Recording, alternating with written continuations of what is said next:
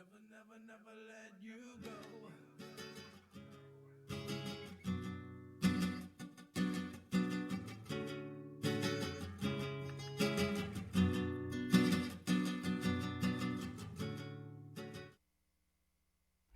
Playing all your go-to jams. Feel the breeze on 93.9 FM.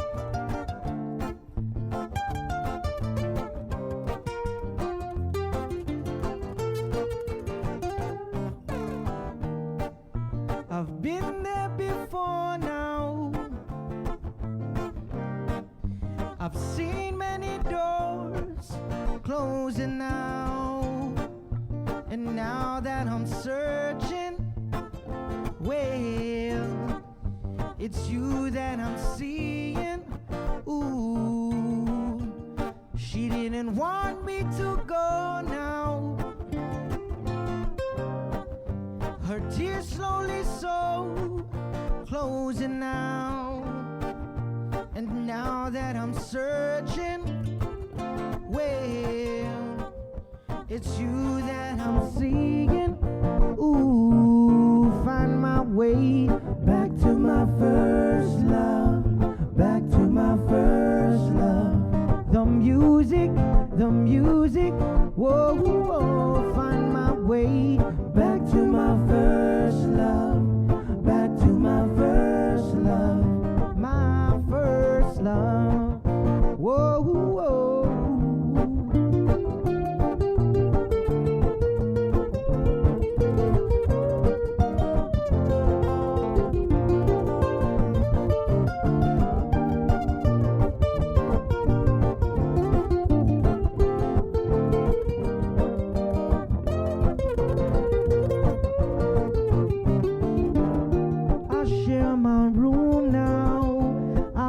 My food now, prepare a life for you, and I believe God bless your womb, provide a son or moon child. You are the apple of my eyes. Believe, find my way back to my first love, back to my first love, my first love. Whoa, whoa, find my way back to my first love, back to my first love. The music, whoa, whoa, find my way back to my first love, back to my first love. The music, whoa, whoa, find my way back to my first love, back to my first love. The music, KUAM-FM Hagatmia, Guam. You're listening to The Link with Chris and Sabrina on Breeze 93.9.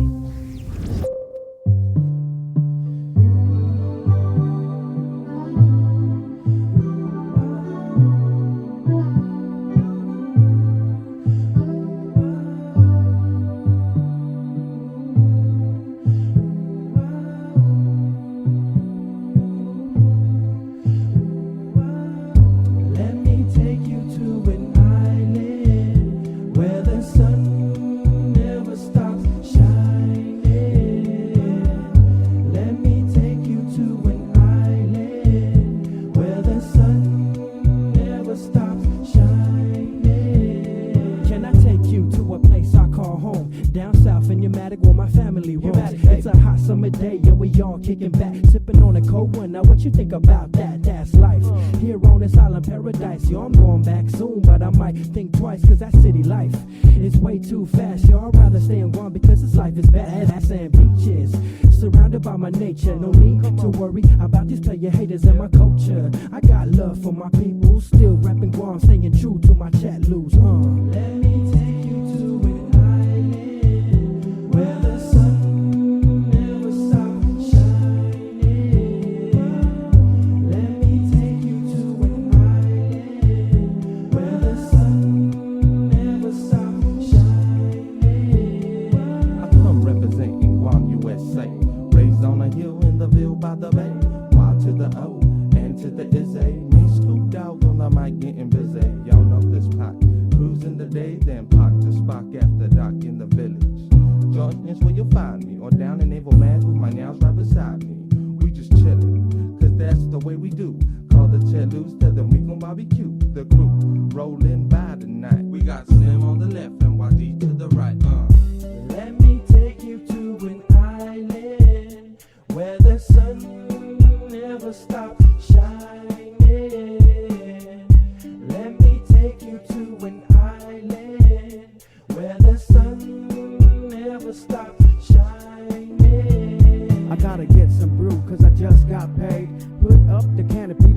shade so we could kick back like it was nothing at all. While my primos and my homies playing basketball. The day is going smooth the way I thought it would be.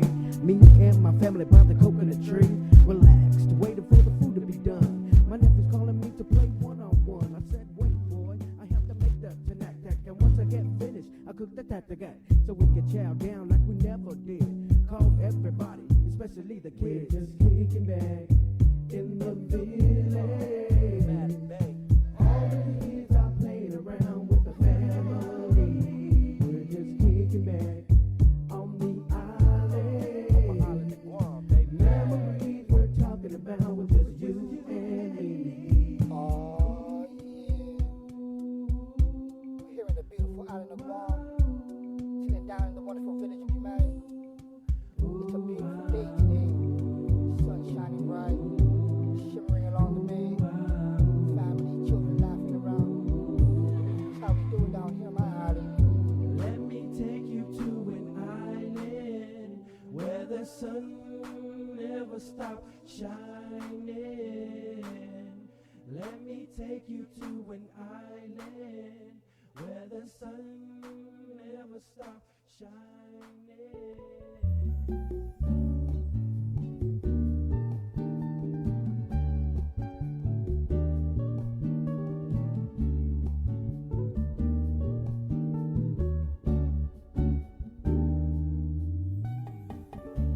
I like to tell you of a beautiful island. Sits in the middle of the sea. Friendly faces and warm embraces. Place that makes you feel so free. There's no other place that I call home, where the people laugh and play all day. You might not agree, but that's okay, you see. One is the home for me.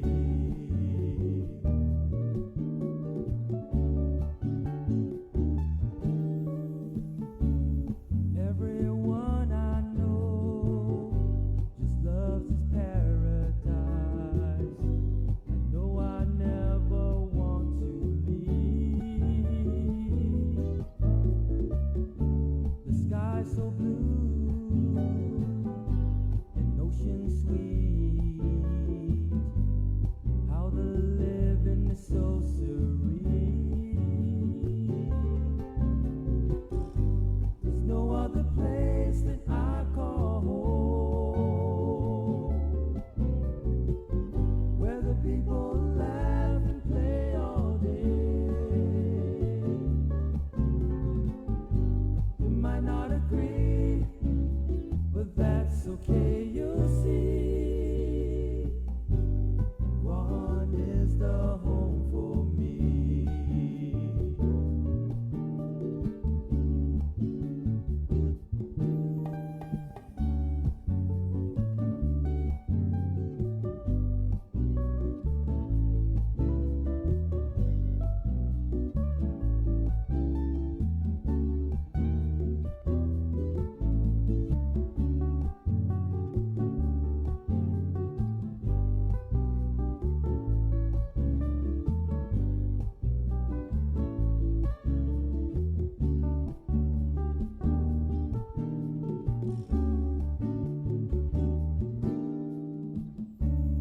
All my family and friends left the island, across the ocean near and far.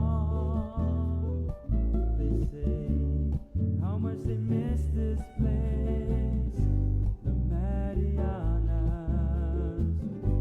because there's nowhere else like Guam.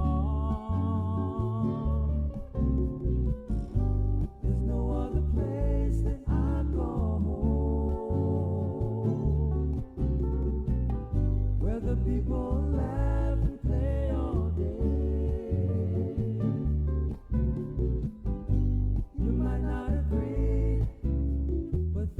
okay, you'll see.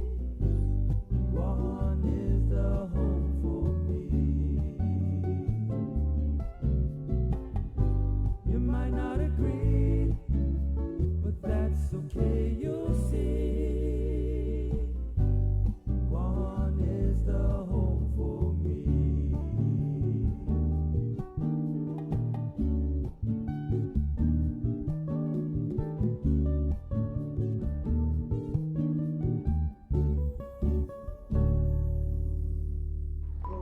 The link. Gosinja uli die sombren zelten meg et zu ite saluda antes diu hum niga Radzauds and Malak estrezas durante todo em memu a nogi distância como cupugi palu Zangiman Malak Guafi Ikonuna sugi airi preba tu la noci nai banderata gaigi pues atan fanni bandera kau Esta pagua pumalalapa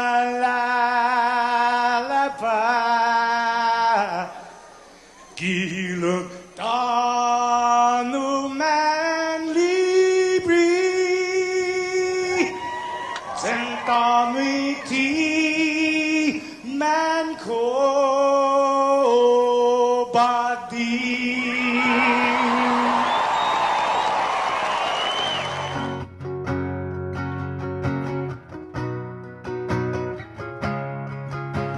Fanogi chamoru Puritanota Kantai matuno Nyagi toru iluga Paraiona Parai gloria Abiba isla sen Paraiona, Parai gloria, Abiba isla selva.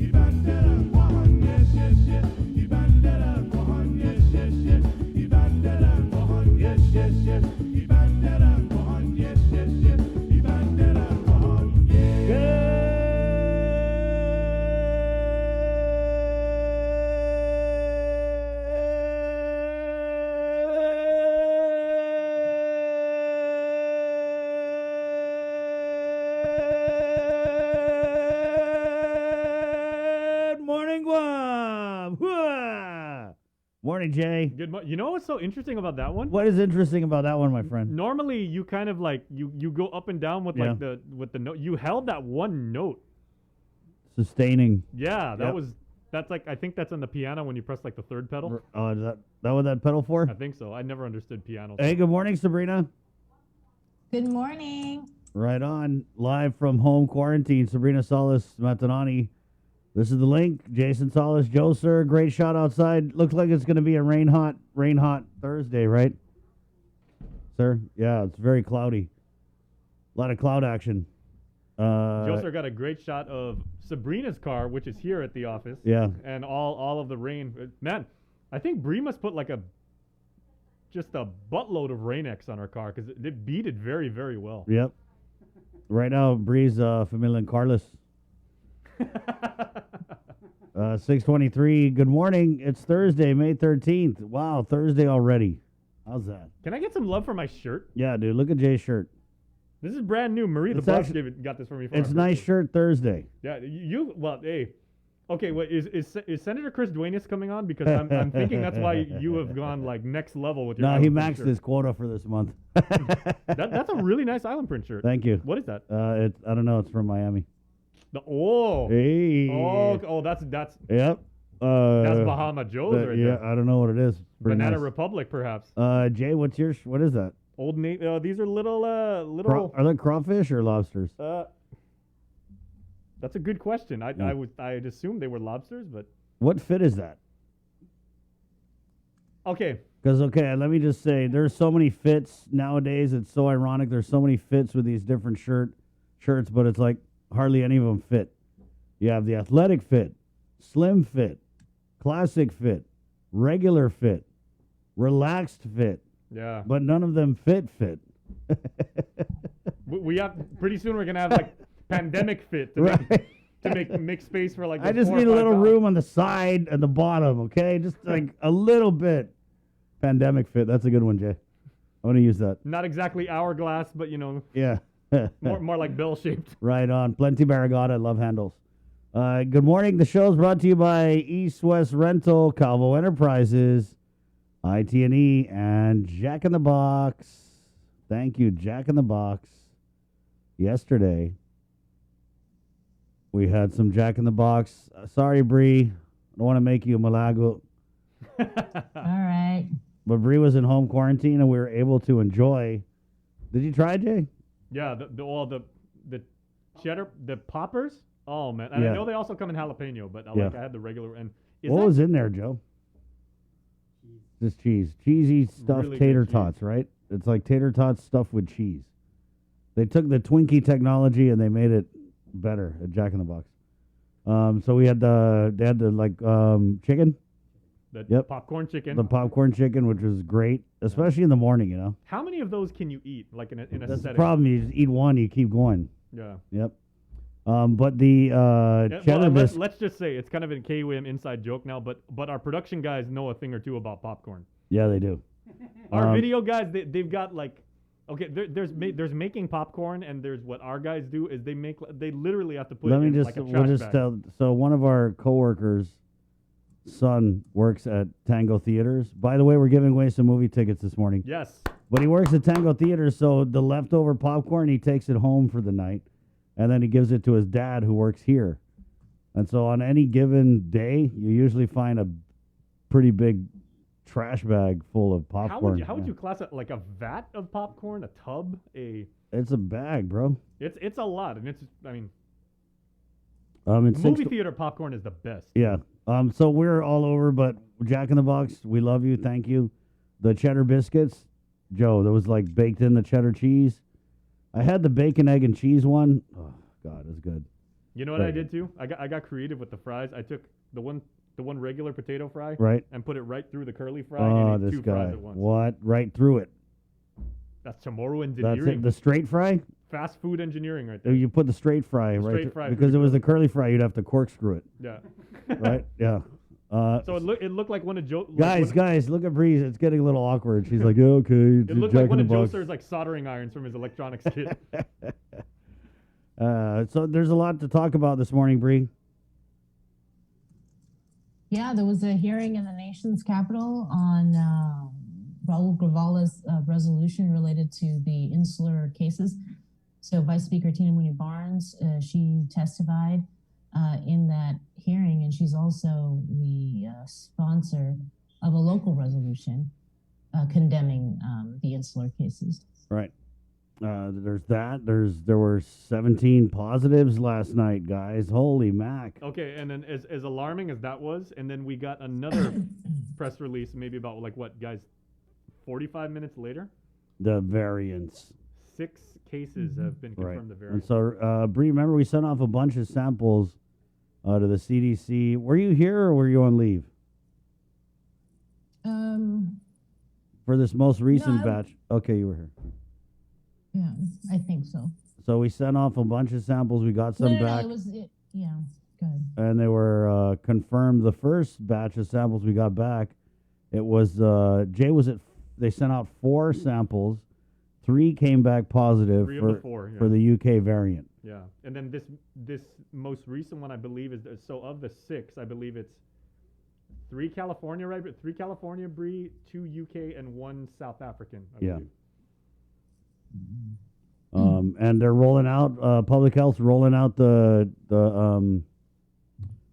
they're doing the tour this morning. So we're getting Dr. Felix Cabrera, the Chief Medical Officer of Public Health. 7:30, guys. We got a bunch of questions.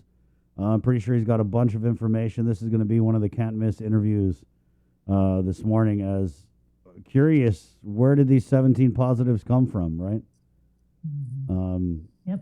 And I Bree had know a when I really spoke with solid interview him, with Dr. Cabrera yesterday, talking about a Right. whole bunch of things. Yeah, and so- what might come out today. Right. Yeah. Go ahead, Bree.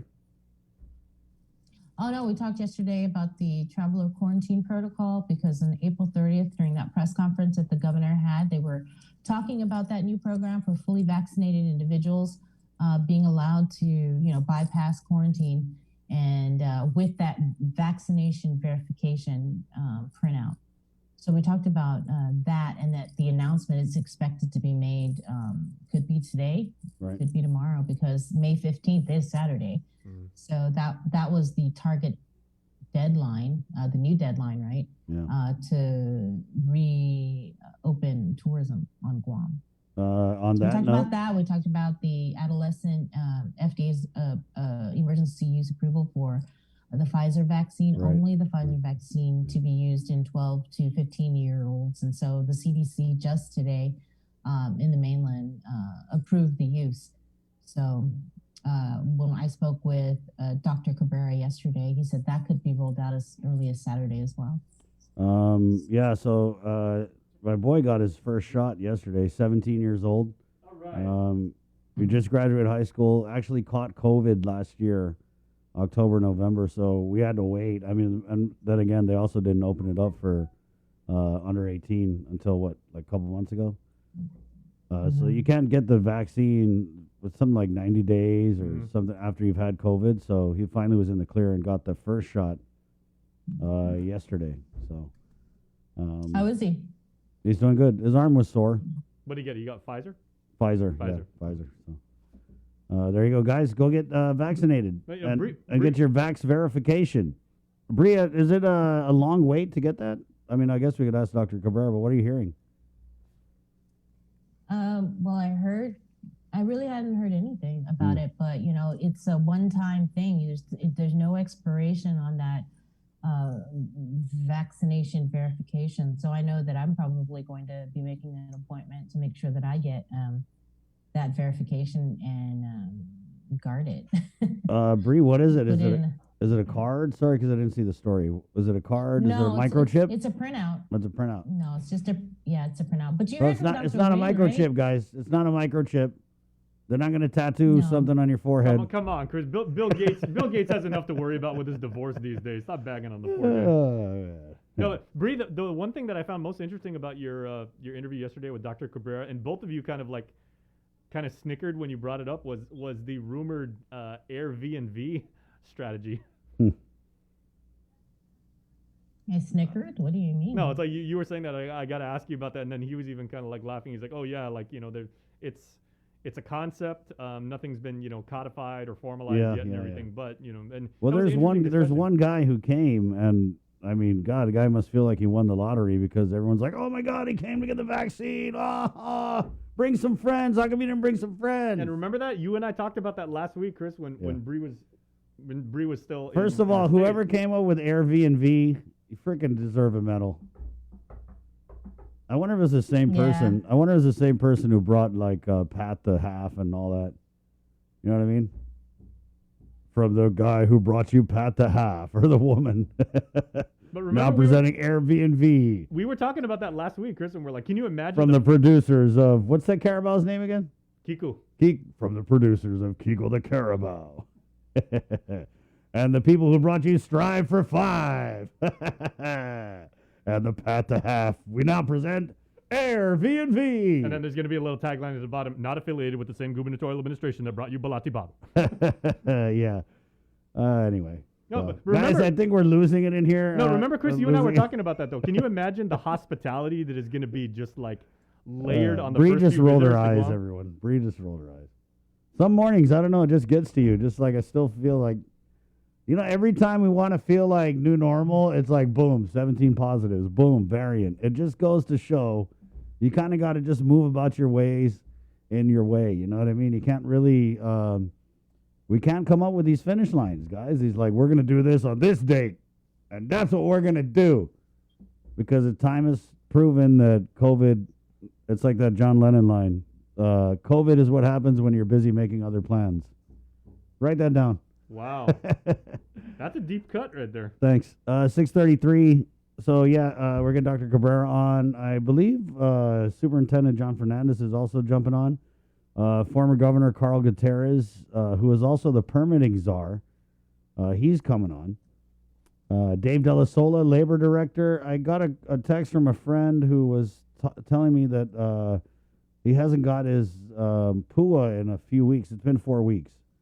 So we'll catch up with Dave and find out, is there something going on with it? And then Maria Pangolina, the Guam Election Commission, she's going to be joined by a couple of her staffers, Si Pasiano, Gumatautau, and Thompson Augustine. And what they're doing over at the GEC, well, we can also ask about the financial disclosures and whatever. But they're finalizing their comparative election analysis report, which is exactly what it sounds like. They compare this election with previous elections. And guess what? Because of COVID, spoiler alert, last election sucked this in GEC's term. I'm not paraphrasing, but yeah, Maria Pangolina was like, yeah, boy, it was very bad. No, didn't they say it was an all-time low for voter turnout? And nobody, holds that against the GEC because we were in the middle of the pandemic, so.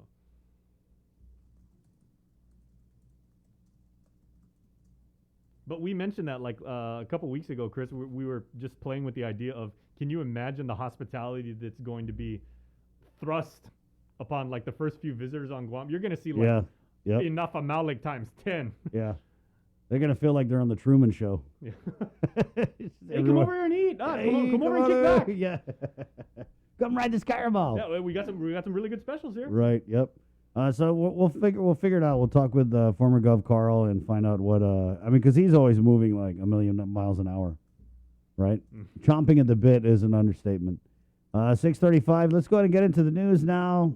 She's all the way live from home quarantine, from the KUAM news team, with the very latest. Good morning, Sabrina Salas Matanani. Off a day, everybody. In the nation's capital this morning, a congressional hearing was held on House Resolution 279, which condemns the insular cases, which is described by Equally American founder and former Guam resident Neil Ware as a series of Supreme Court cases rooted in racial discrimination that established a doctrine of separate and unequal for residents of U.S. territories. The insular cases have been used by courts to interpret the legal relationship between the federal government and territories. Vice Speaker Tina Munoz-Barnes introduced a local resolution to support the House effort. The Vice Speaker testified before Congress this morning, pointing out the many inequities in treatment of the territories as a result of the insular cases. The Vice Speaker pointing out that the cases have systematically prevented Guam residents from availing of vital programs such as Supplemental Security Income, or SSI, and additional funding for programs such as Medicaid and federal highway funds. Here's more from her testimony this morning. Unequal treatment of the territories has also prevented American citizens from availing of federal programs they otherwise would have access to if they lived in a state. To challenge this unfair policy, Ms. Katrina Schaller of Guam filed a lawsuit in the District Court of Guam in December of 2018. Katrina and her twin sister Leslie both lived with myotonic dystrophy, which severely inhibits muscle function and other critical aspects of daily life. Leslie is able to live independently in Pennsylvania due to the aid she receives from SSI. Katrina, however, is ineligible for the same benefits by virtue of her geographic location. Attorney Rodney Jacob, who serves as Katrina's counsel, testified it is contrary to common sense, human decency, and sound public policy to deny public benefits to all other American citizens with disabilities living on Guam. As a result of this injustice, and at the request of my good colleague, Senator Mary Camacho Torres, I amended my resolution to seek parity on this matter. Senator Torres and I may hail from different political parties, but for the benefit of our people, we can work together. I hope you all share the same desire. To be clear, I echo testimony submitted by Attorney Julian Uggan that the rejection of the insular cases must be carefully approached and cannot be America's justification for its relationship with the territories. We must also acknowledge our right to self-determination. In closing, I come before you today as an island leader, a proud American, and a daughter of Guam, on behalf of Guam's people and their contributions to this nation. What I ask for is simple, and yet it has been the long struggle of this great nation. I ask that every American be equally American wherever we might live, and that each of us be given the chance to manifest our own destiny. On behalf of the people of Guam, thank you, Mr. Chairman. Sana Masi. It's simple, and yet it has been the long struggle of this great nation. I ask that every American The House resolution, which was sponsored by Natural Resources Committee Chairperson Raul Gravala of Arizona, also points out the racist tinged decision by the U.S. Supreme Court, particularly a comment by a former justice describing U.S. territories as, quote, inhabited by alien races that differ from us in religion, customs, and modes of thought. In other news, 17 out of 829 test samples taken Tuesday have turned up positive for COVID-19. The Joint Information Center reporting that out of the new cases, 1 reported recent travel and was identified in quarantine. 5 cases were identified through contact tracing. This brings the total number of officially reported cases of COVID-19 on Guam since March of last year to 8,061. 139 deaths have been reported, 91 cases remain active, and there have been 7,831 recoveries. 4 people are hospitalized, with 1 in ICU, another on a ventilator. The CAR score is now 0.5. Also, GDOE confirms that 3 individuals tested positive for COVID. The first case was identified as a student at Carbolito Elementary. The second is a student attending Jose Rios Middle School, and a third, a student at JQ San Miguel.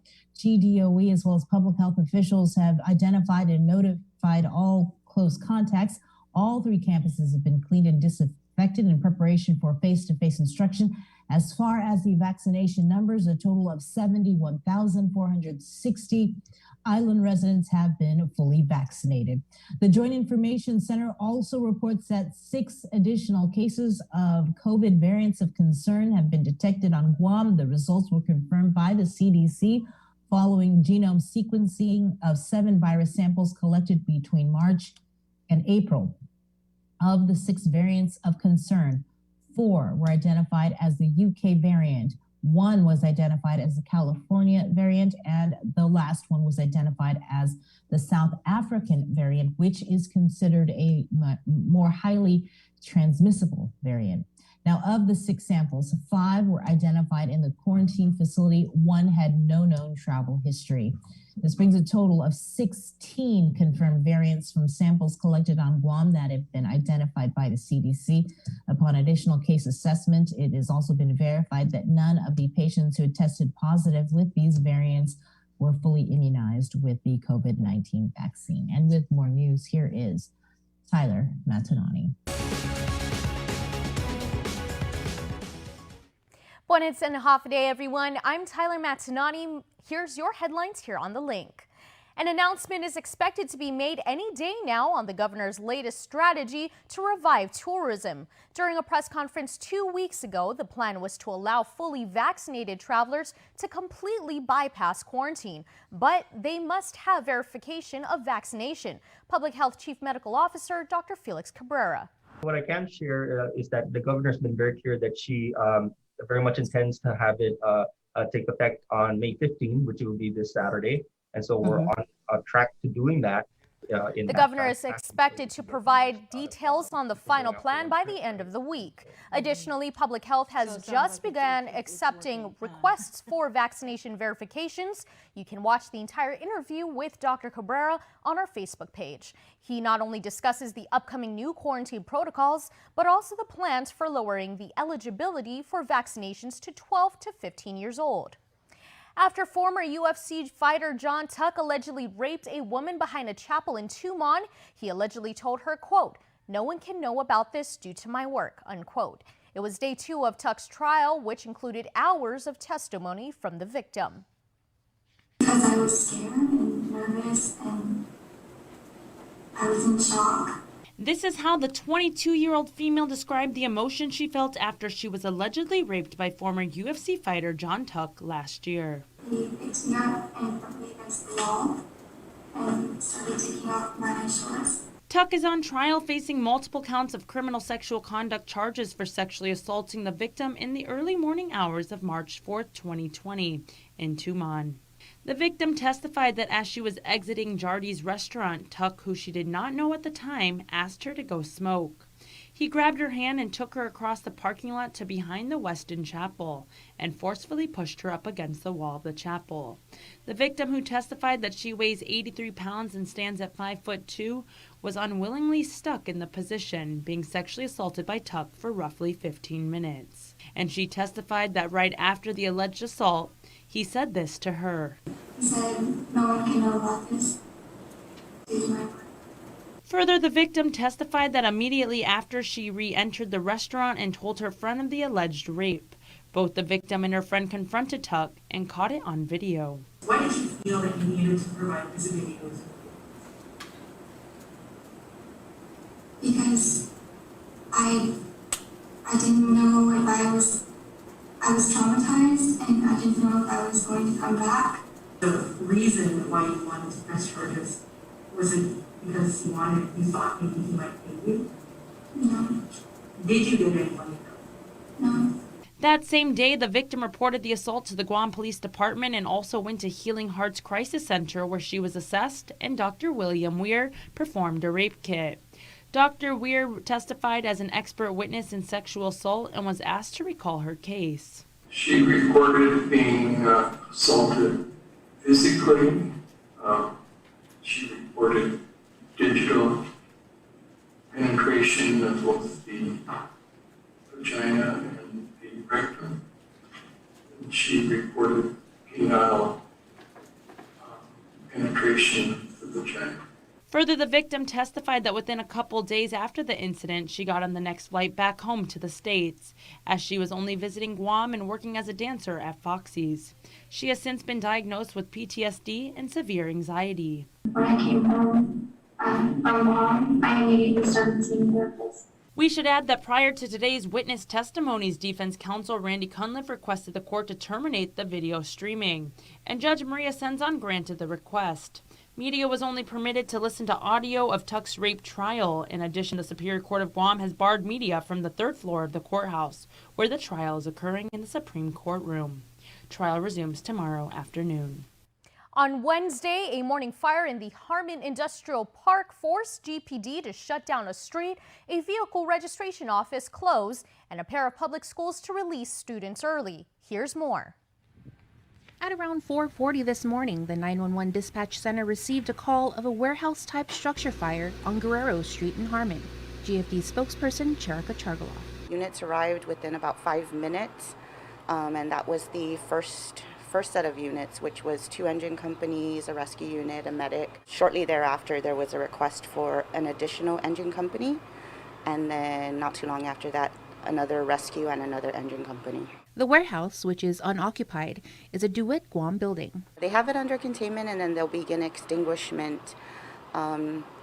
What's making it difficult is, of course, the contents of the building. Assisting GFD was a fire truck from Navy.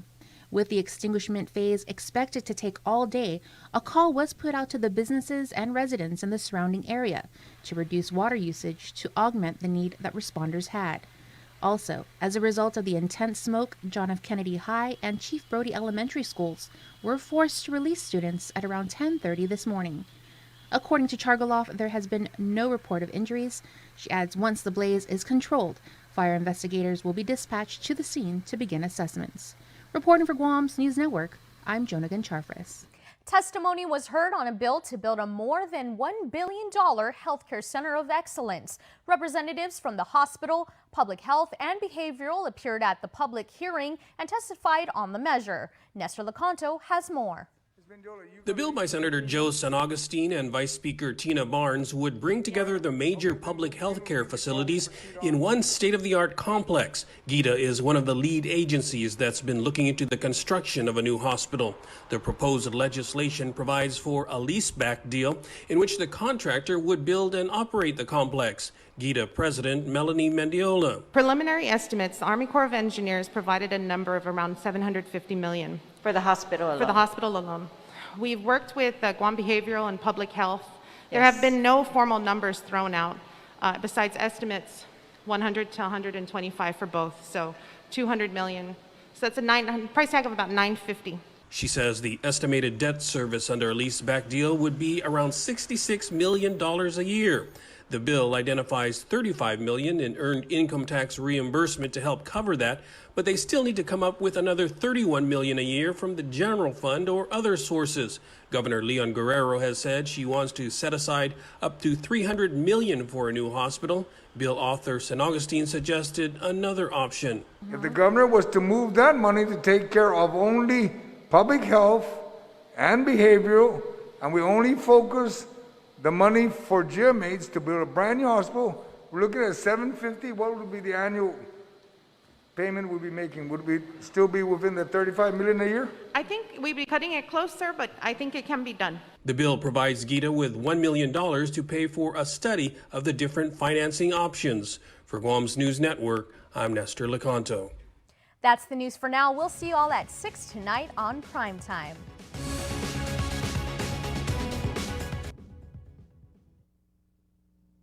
And just today, the Center for Disease Control and Prevention Advisory Panel voted to endorse the expanded use of the Pfizer vaccine for 12 to 15-year-old kids. The approval comes 2 days after the Food and Drug Administration gave emergency use authorization for Pfizer to be used for adolescents.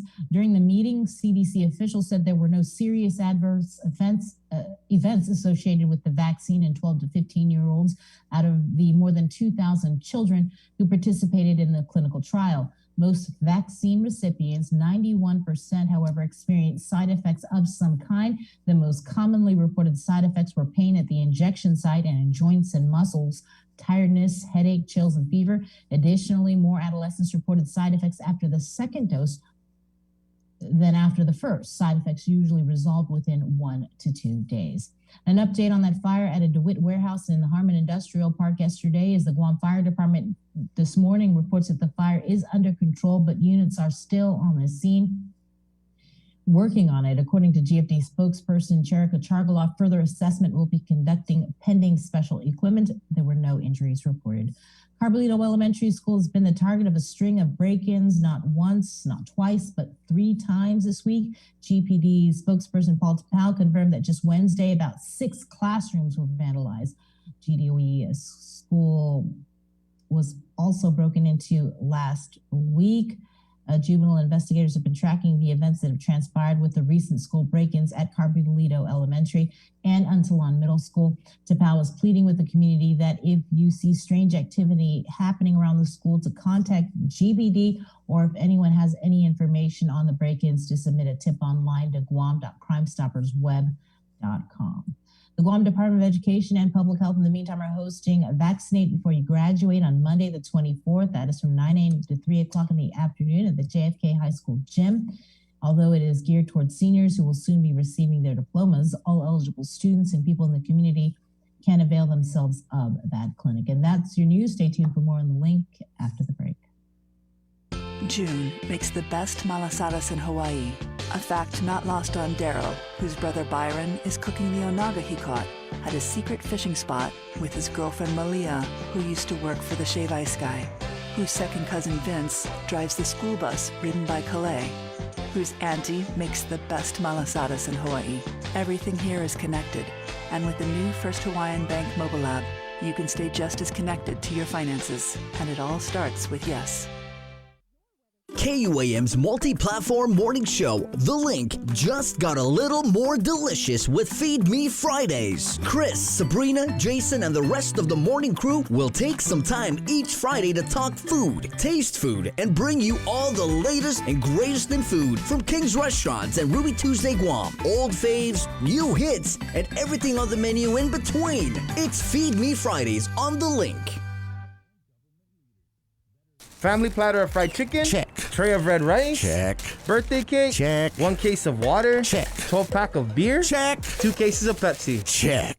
When you have a long checklist but are short on time, we got you. Get it delivered by us. Order on the app or website at uno-go.com. Guam On Demand. Shoot, I forgot the paper product. Oh wait, UnoGo has that too. GU Self-Storage, conveniently located near the Harmon McDonald's. We offer affordable rates, online payments, and auto bill pay for your convenience. Plus gate access daily from 6 a.m. to 9 p.m. Call us today at 648-7867 for more information. Get the job done the right way by getting the right stuff at East West Rental Center. With years of experience helping builders, we definitely got what you need. Call 646-1463 or visit us in Upper Tumon. Open Monday to Saturday from 7 a.m. to 5 p.m. and on Sundays from 8 a.m. to 5 p.m. The relationship between Guam and Manila, Philippines is undeniable as we share similar cultural traditions, history, and heritage, with generations of Filipinos calling Guam home. KUAM presents a monthly look at the capital city featuring in-depth and engaging interviews on everything from medical tourism to new business and government leaders. Veteran newscaster Nestor Lecanto delivers Beyond Our Borders. This special program is brought to you by the Bank of Guam and KFC. KUAM Communications and Denny's Guam presents Mamapreneurs, a special multi-platform series throughout the month of May showcasing mothers who are also local entrepreneurs in our community. In commemoration of Mother's Day, during weekdays in May, we'll feature daily profiles of these multitasking mamas and their businesses. Additionally, on KUAM News Primetime every Monday in May, we'll showcase a different enterprising mamapreneur. Check out our online directory of all these businesses as well on KUAM.com. And if you know a mamapreneur we should feature, send us a message on social media or email executiveproducer@kuam.com. Mamapreneurs is brought to you by Denny's. Guam's Diner is always open. Ekangok ega jan edza kifinut samoro giasuntun samoro kada dia gi KUAM News. Gatsa gi idaling na programa gi alas 8 gi egan gi esla tomorrow streaming radio pedi KUAM News YouTube na channel para linabian fasilidad mizu. Malata fanita para mas informasyon mentres sa diligencia isang presyosa na kulturata entry sesultan na sepbi kada dia ilengguahe natibo ni Itzamoro. Iasunto gi finut samoro sa nina fafatu dan pedalinunudzi ni familian mizu gi First Hawaiian Bank. Help us celebrate the class of 2021. KUAM wants to help you celebrate this touchstone moment in the lives of your graduates. For the months of May and June, we will flood the social media pages of KUAM with photos and well wishes for the class of 2021 grads. Log on to KUAM.com to submit photos and brief messages or captions. Then look for your special grad on KUAM Instagram and the Facebook pages. From all of your friends here at KUAM, congratulations, seniors!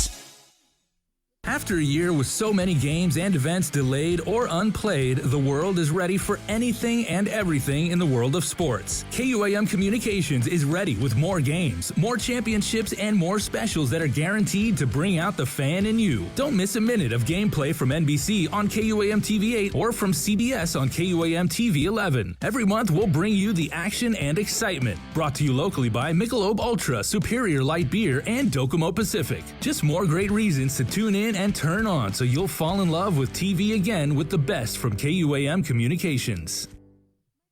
Catch SportsLink on the KUAM News Morning Show, The Link, every Friday to hear about the latest in sports news, game schedules, athlete profiles, and more. SportsLink, brought to you each week by Cure Alkaline Water, airs every Friday across the multimedia platforms of KUAM. Tune into the broadcast on Breeze 93.9 FM on KUAM TV 11, live streaming through the KUAM News Facebook page, or view highlights on YouTube, KUAM News Facebook, and Instagram. SportsLink is hosted by Dave Delgado through KUAM Sports, and he will make sure that everyone knows what is happening on the field, in the gyms, and everywhere in between. Looking for TV schedules, upcoming sports, or special presentations, or what you may have missed over the busy week you had? Well, look no further than KUAM Digital Digest. This weekly emailed newsletter puts all kinds of information in the hands of subscribers each and every week. Just subscribe and we will make sure you keep up with your favorites and stay informed and entertained throughout it all. Go to KUAM.com, click on the newsletter tab, give us your email address, and you are all set. Brought to you in digital partnership with King's Restaurant and Ruby Tuesday Guam. It's the KUAM Digital Digest, your weekly guide to the latest information and best entertainment on the stations and platforms of KUAM. The world of television is more exciting than ever. Don't miss a minute of special presentations from NBC on KUAM TV 8 or from CBS on KUAM TV 11. Every month, we'll bring you the fun and excitement of award shows and red carpet moments, special series presentation, and other great network programs. Brought to you locally by King's Restaurant, Ruby Tuesday Guam, Bud Light Seltzer, and Docomo Pacific, giving you more reasons to tune in and turn on. Fall in love with TV again with the best from KUAM Communications.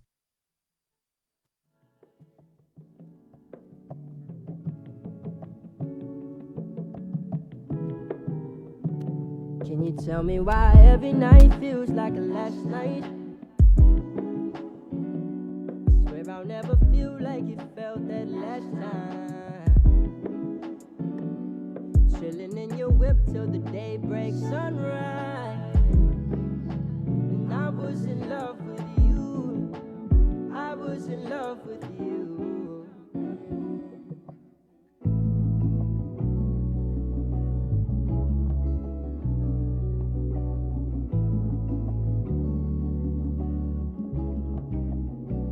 I remember that first night. We decided it was alright to chill for a little bit. Showed you some music, then you showed me some too. And I went and sing that song for you. And every time I close my eyes, I'm reminded of how I really felt when it made you cry. 'Cause that's when I realized I really felt. So tell me why every night feels like a last night.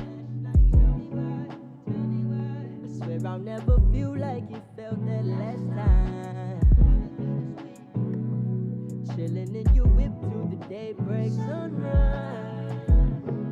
And I was in love with you.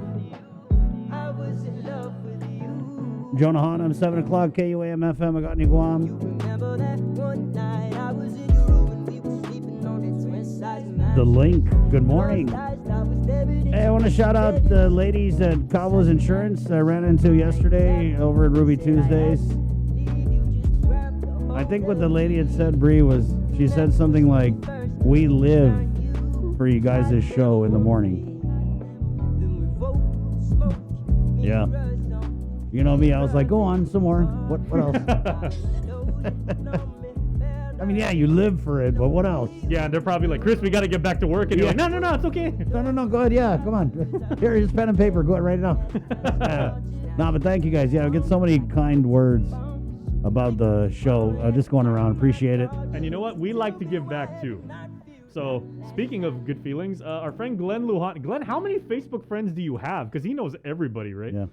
Glenn is sending his birthday shout-out wishes to Yvette McDonald and Rolenda Faasua Malie, who I did not know is Glenn's niece. Wow. She is a Lujan. I just saw Yvette's mom yesterday at Sunny Wholesale because I was trying to get some jars. But she didn't see me because my mask was on. Oh. Yeah. Okay, so happy birthday So to I'm Yvette. only 50% handsome. Happy birthday to Yvette. Happy birthday to Rolenda. Also, Frank Roberto and Wanda Ray and Bert Camacho and my partner in crime, Richard Tumunda. Okay, you ready? 1, 2, 3. Happy birthday to you. Happy birthday to you. Happy birthday, dear Yvette and Rolenda and Bert and Wanda Ray and Frank and Richard. And everyone else's birthday is today, too. Oh, yeah. Happy birthday to you. Remix. May the dear Lord bless you. May the dear Lord bless you. May the dear Lord bless everybody whose birthday was today, including everyone who Glenn is Facebook friends with. Happy birthday to you. Wiki, wiki, wiki, wiki, wiki. That's a Joe Sir scratch. You know, it's crazy. It sounds like we're doing rounds because Bree is like a little bit of a delay in the Zoom. Oh, really? Yeah. Neat. We didn't mean it, guys. Totally unintentional. 702, Dave Delasola. I didn't hear you singing there, Dave. Didn't hear you singing. You don't want me to hear me sing. Yeah, no. Well, good morning, Dave Delasola, Labor Director. Try and get him on every week. Dave, a friend of mine is on the program and was sending me a message yesterday asking when the next batch was going to be released. Can we just start there? Sure. I can barely hear you, Chris. I can hear Sabrina very well. Oh, that's very interesting. Well. Welcome back, Sabrina. It's nice to see your Thank lovely you. face. Thank you. But yes, we batched last Tuesday. And I'm happy to say it was about $18 million was totally batched. That was 9.2 in PUA, 8.9 million in FPOC, and 76,000 in Lost Wages Act. And out of that 18 million, 1.6 million goes to the federal tax to help pay for me. Keep going and get the island going. So yes, we batched. It should be hitting this weekend, Monday, Tuesday, depending on which bank you have and how quickly they get the wire transfers and they mail out the checks. But everything is going smooth on that. We reviewed it. So that'll be going out. I released last week a article on the employees, how to send an email to ajc.training@dol.guam.gov to get started as far as looking at what training will be available so you can get retrained or get recertified in demand occupation. And hopefully, if you're in a job that's going to be closed for a while, like hospitality, that maybe you can, we'll pay for you to get retrained or get recertified in a new occupation. So take full advantage of free federal money to train you. And during this next couple months, you don't have to job search when we turn that on, probably sometime end of next month, but you can certainly have another job or another skill that would help you get into a better career path. So I think tomorrow or later today, I will do a press release for the employers. How do they go on Hire Guam and post all their job vacancies? I know some employers are starting to have challenges and are having, issues trying to get employees. Some are having good success. So know this, in the end of June-ish, or whenever we decide to go on work, turn on the work search, every single PUA claimant has to register on Hire Guam. And that's the best way for them to do their job search. So employers, now's the time to set up your profile, get your jobs posted so you know how to do it, because you're going to have thousands of potential employees flood that site and look for job potential vacancies there. So that Hire Guam will only be as good as the employers and the employees use it. It's a free employer recruiting software. So I encourage everyone to use it. You can just, you can use it on your mobile phone. You can do everything. It'll even ping you when you drive by a job that has that matches you. It does all kinds of very robust, and it's not too difficult to learn. And the good thing is, if you're already familiar with the PUA system, it's the same system provider. So you're similar, as far as the interface. And so I am working on building up the Hire Guam on both employers and employee side, so that the next step will be the job search requirement. And that will require employees to continue to get PUA. They have to do job searches. And that would be the natural next progression in PUA for the next couple months before it expires. That was a mouthful. I think what I got was that it's going to be mandatory that people that are on PUA have to register with Hire Guam. That's right. And registering, you want to put together your resume. It has a resume builder already built in it. So it's really, all you have to do is just get your information, your work history together, and then just fill it in. And it'll build your resume for you if you don't know how to do one already. And it's, like I said, now's the time to start playing with it, getting it up, learning it, so that when job searches, there's jobs in there now. So you don't really have to wait. I'm just trying to build it up and get it going so that when the job searches are required, you're familiar with it, you know what to do, and you can start very seamlessly without too much effort. You just reach over from that couch, get that phone, and start ticking away, and you can do your job searches from there. And then when you get a good ping, then you can get up, get dressed, put on your nice Zoris, and go in and do the interview. And you don't have to go calling and hitting the pavement, looking around. So it's a good, effective, and efficient way for you to find work. It's just I'm trying to get the employers to start filling it. I'm working. I called Christine Boleto at the Chamber of Commerce, and I'm trying to work with her. She's going to get the information out to her members. Talking to her about the challenges for employers. I meet with the governor and the lieutenant governor, and we discuss this. We're getting there. I'm going to turn it on, or I'd like to have the governor turn it on before it expires. So it will go on, because I think it's critical that we require them to go on and start filling their resume and looking for their job before PUA runs out, because that's when they're all of a sudden going to really start to look. And I like that step to be done. If I have to handhold them, I'll handhold them through. I just want to get this thing going and get it built up and robust and try to make it easy. So last week we did a little thing on the employees. This week, today or tomorrow, I'm going to release a press release for the employers. I'm putting up a step-by-step guide for the employers.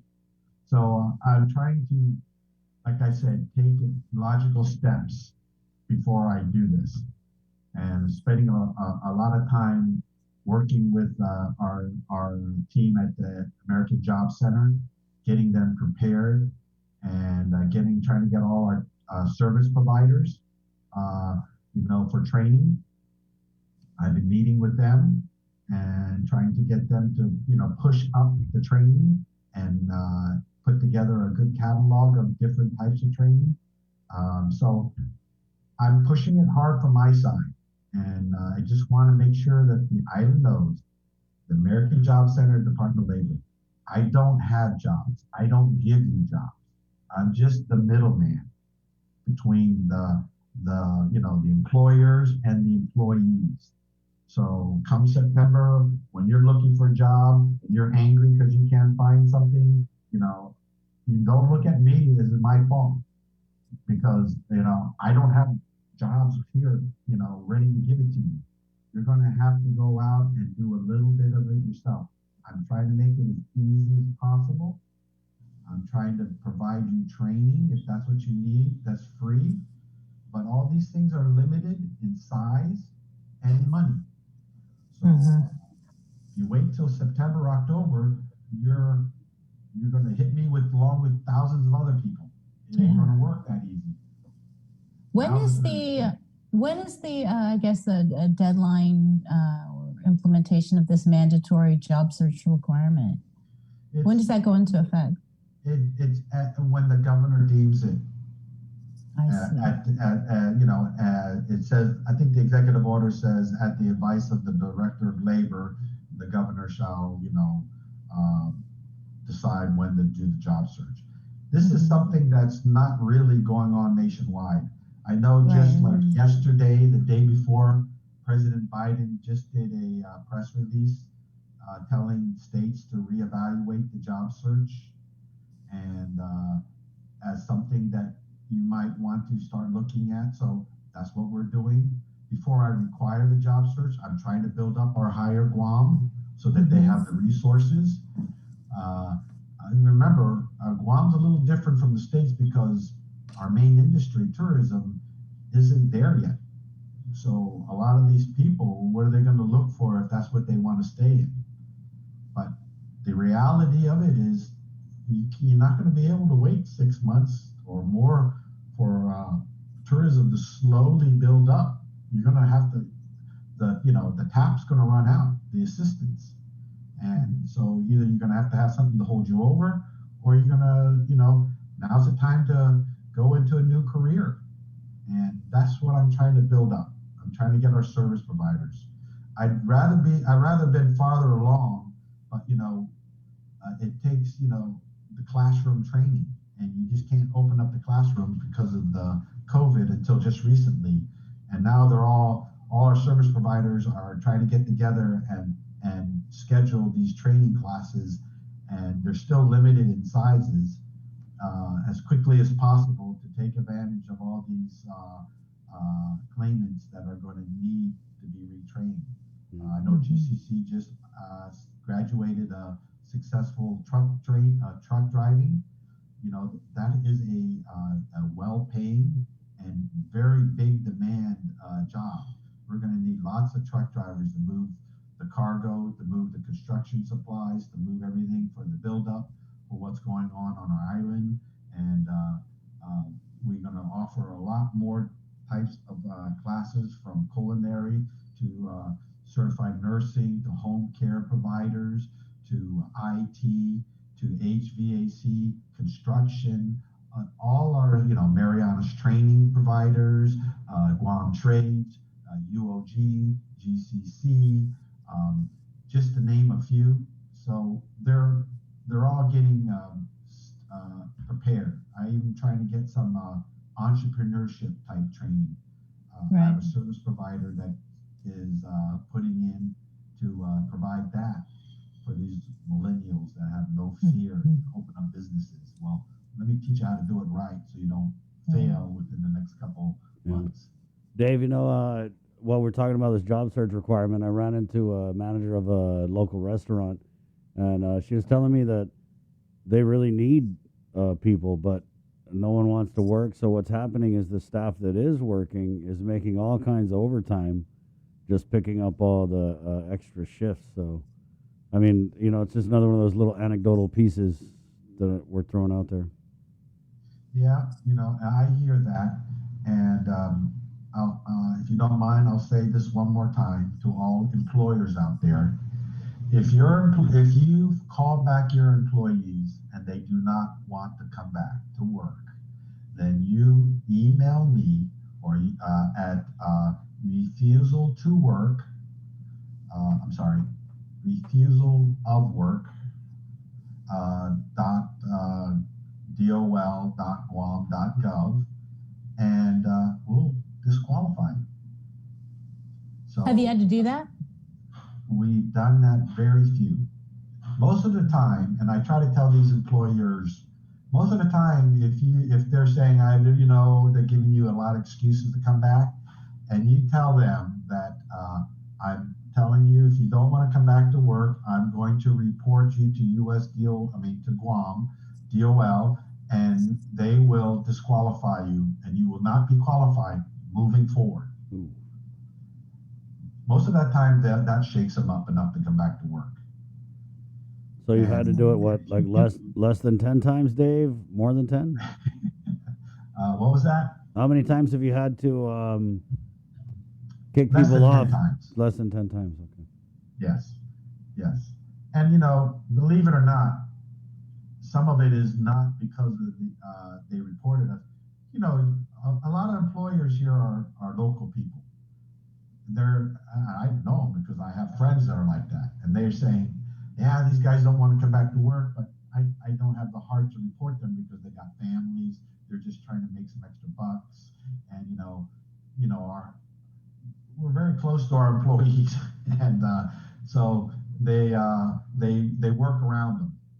So I say, well, okay, there's nothing I can do. All I can tell you is that if you offer a person to work, a job, and they don't want to take it, or you call your employees back and they don't want to take it, then that's refusing to work. And that you can get disqualified from PUA.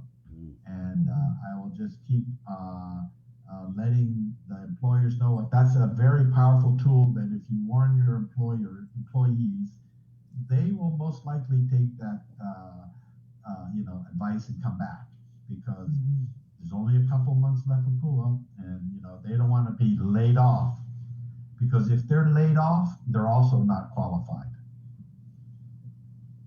Is a part of what's happening? What's that? Is a part of what's happening because some people are actually making more from PUA than they are from just their regular job. This is happening nationwide. I mean, let's face it. You've been a year and almost a half of staying home and getting a check every week, and it's a nice check, $645 a week. Yeah. And a lot of people have used that to survive. So it has done what it's needed to do, and it's helped us. And when I say us, the island. I mean, look at the economic activity out there. Look at the restaurants. Look at the stores that's happened recently. Now that people can go out, every time I have a check release, Ross gets cleaned out of shelves, TVs, cars, everything. People are using that money and going out and buying in the economy, and that's what it's meant to do in certain respects. Because I have a lot of business friends and car dealers saying, hey, your money is what's kept us going. And I just hope that, 6 months from now, the repossessions don't pick up because the money's gone. So, it's used, and yes, some people have taken full advantage of it and used this money and gotten lazy and don't want to work. They want to just take this money, but, there's a lot of people that needed it to survive, and for their kids, and for food, and the rent. And, so I look at it, that's who I'm helping. Those others are just, part of doing business. Because we couldn't get the money out so fast if we're going to be so selective and try to justify, oh, you're taking advantage of the system. Oh, you got the kids in rent. I'm going to give it to you, but not you. It's just the way it is when you have to get money out to everyone. And so those people that take advantage, hopefully they spend the money in the economy. Hopefully they use the small businesses and spend their monies there. And that way, everybody else that's working can benefit from that money too. So it's a trickle down. So I try to keep focus on that and not the people taking advantage of the system, because it's going to be a tough road for them when September comes and they all of a sudden they have that atrophy from laying on the couch and they got to get up and stretch and really figure out what to do. And you know what's going to happen. They're the ones that are going to make the biggest noise to you guys. Yep. How? Oh, and I'm trying to say, don't take the bait, please. You know, I can't go out and on the radio enough and tell everybody, I'm doing the best I can to get you the money and to get you trained and to get you out there and look for work. That's the best I can do. And September, October, when the money stops and you're part of the thousands and then you're crying because it's tough, I have sympathies. I'll do the best that I can, but I'm not set up for dealing with thousands and thousands of people. I'm not. So then, Dave, going back to what you mentioned earlier about the job search requirement, that it's ultimately up to the governor to pull the trigger on when she will implement this and make it mandatory for PUA recipients to prove that they are searching for a job. But you also said that it was based on recommendations from you. So do you have kind of an idea? Yeah, and also, believe it or not, USDOL also was, I just got notice from them in our talks that they're saying, hey, if you're going to turn on work search, please let us know before you do that. Because they're also looking at the climate and the situation. Believe it or not, they follow what's going on here very, very closely. I'm surprised when they quote me in some of the newspapers and from your show and what I say. So I have to be very careful what I say, and I don't say anything bad about them because they're listening. Now I'm nervous. So yes, Chris, you gotta watch it. The feds are listening, and I think it would be right to turn on work search, in the beginning part of July. That gives them 2 months to get used to the Hire Guam system. It gives another month for employers to come in and fill up Hire Guam and get used to that. And,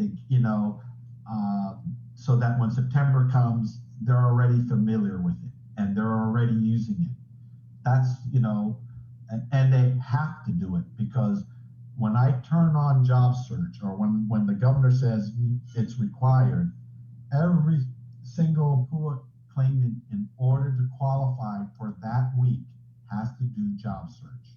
So they have to register themselves on my Hire Guam system because by PUA regs, you have to register yourself at the state employment office, and that's me, the AJC. And the easiest way to do job search is by your phone. The system says you have to do 3 job searches a week to qualify for PUA for that week. And the easiest way is to, once you're posted your resume and you say what you want to do and all this stuff, the system provides you all the employers who match that profile. I mean, it really does all the work for you. And it says, here's all the list of companies that are in the field of work that you want. And then you just gotta click and submit your resume to each one of these employers, and the employers will get all these resumes, review it, and say, oh, I like this one, click, and then you're connected, and then you start the interview process. It's as simple and it's not difficult.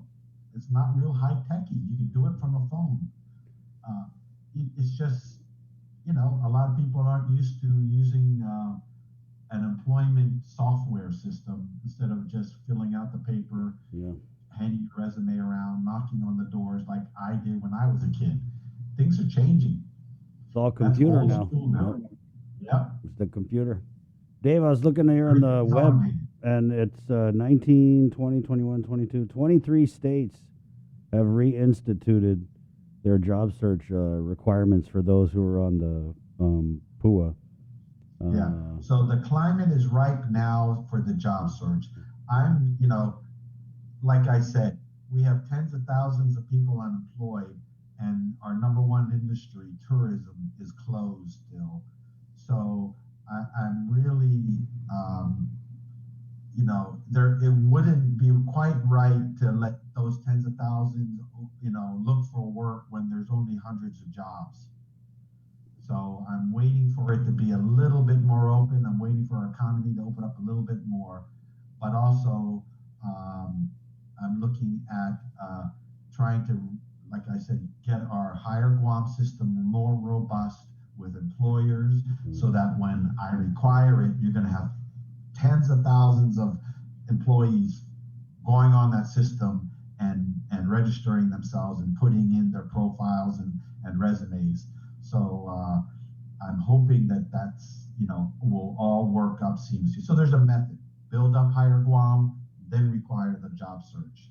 And then the last 2 months of PUA, everybody has to do it so that they will be familiar with it, so that when PUA expires in September, they're already familiar with Hire Guam. Our system training providers will be up and running well, and everything. So there is a method to my madness. I'm just trying to get those pieces going as quickly as possible, because the P-Core release happened later than I hoped it would have. And so I'm trying to stand this all up as quickly as possible. Right. Dave, I wanted to ask you about the legislature's spending priority list.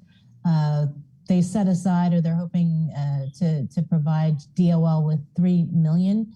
And that, again, is to provide services to unemployed, to mitigate unemployment fraud, planning and development of a local unemployment program, and a study of the workmen's compensation program and expansion of GDOL services, right? So they've pegged you at $3 million. Is that enough, or is there?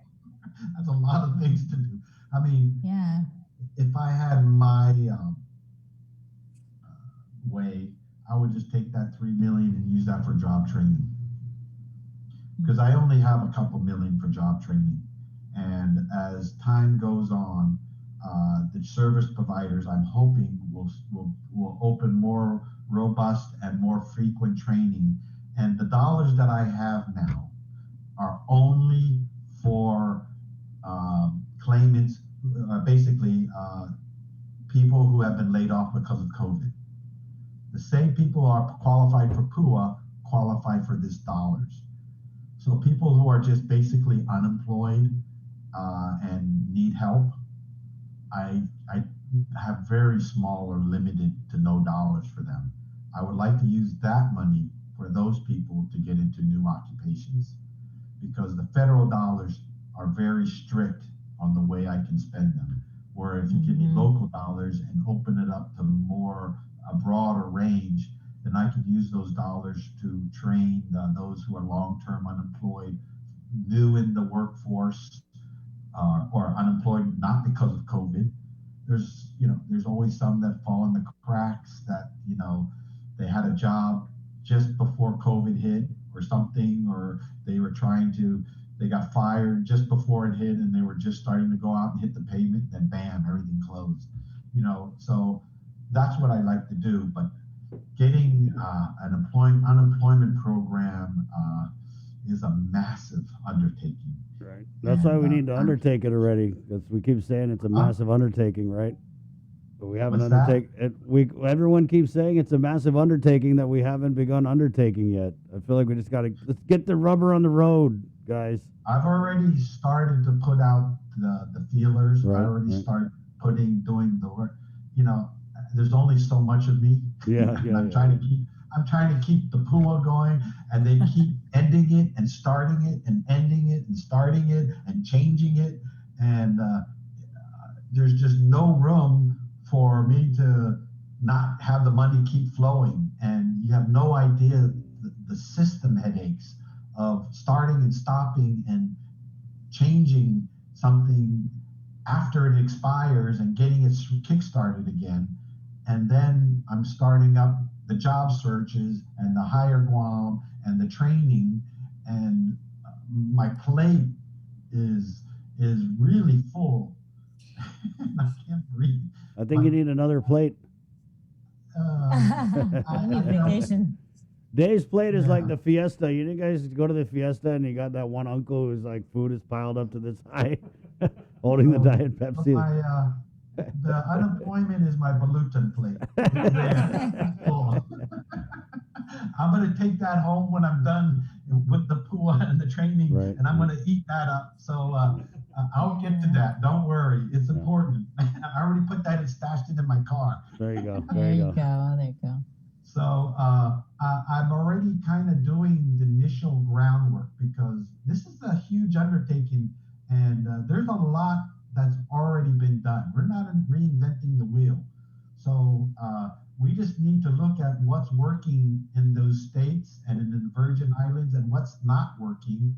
And I feel we should, get a consultant hired to look at what Guam is and see how an unemployment program will work on Guam. Because Guam, it's going to be tough to maybe make it work. I don't know enough to say it for sure, but we have such a small employee base, small to sustain a program like this. In the States, they got millions and millions of employees paying, or employers paying into the system. Yeah. We have such a small community, very small. It's like an insurance company. When you have such a very, very small base paying into an insurance policy, it's very hard to insure everybody. Insurance companies work by having a large base of people paying in and then only a small base of people taking out. And so we have to figure out a way to sustain it and to pay for it and to pay for a division at labor to oversee it. And the more I learn on it, the more complicated it is. And a lot of states are having a lot of problems with their unemployment. And so it can be done. It just has to be done smart. And I am looking into it. And, as I get, every time, I just take a deep breath and go under and start working on it. Then I have to stop and go back up for air and take care of the PUA and training. But it is, I am putting feelers. The same system provider that I have now doing PUA and the Hire Guam also provides an unemployment program for a half a dozen states. And so that helps. I reached out to them and asking for some consultants or some experts. And, it's a little too early to start talking to them, but I'm starting to, put out feelers. And so I'll get to it, and it's going to be, and I'll get it done. And, I think the first thing we need to do is basically do a study on Guam and unemployment and see how feasible it is and how to design it so that it will work. Dave. So Go ahead, Bree. no, I was just going to follow up because the governor, we're still waiting for her spending plan for the ARP. All we know is what the legislature had put down was the $3 million, but all the directors were tasked to submit their wish list. And so how much did you ask for? The wish list that we asked for wasn't so much, like designing an unemployment system or anything like that. It was mostly for succession training. We have some critical positions that are people that are going to be retiring. And if you kind of know with the GovGuam system, there's no system in place for succession where you can hire somebody junior and have the person train them so that when they retire, they can kind of step in and take over. Usually you have to wait for that retirement to go out and that slot to open to hire. So anybody in business knows that that's not the way to run a good department. So I asked for a couple positions. One, for instance, is our chief economist, Gary Hiles, who's got over 30 years in. I want to hire some junior economists to come in and so that he can train them on what to do.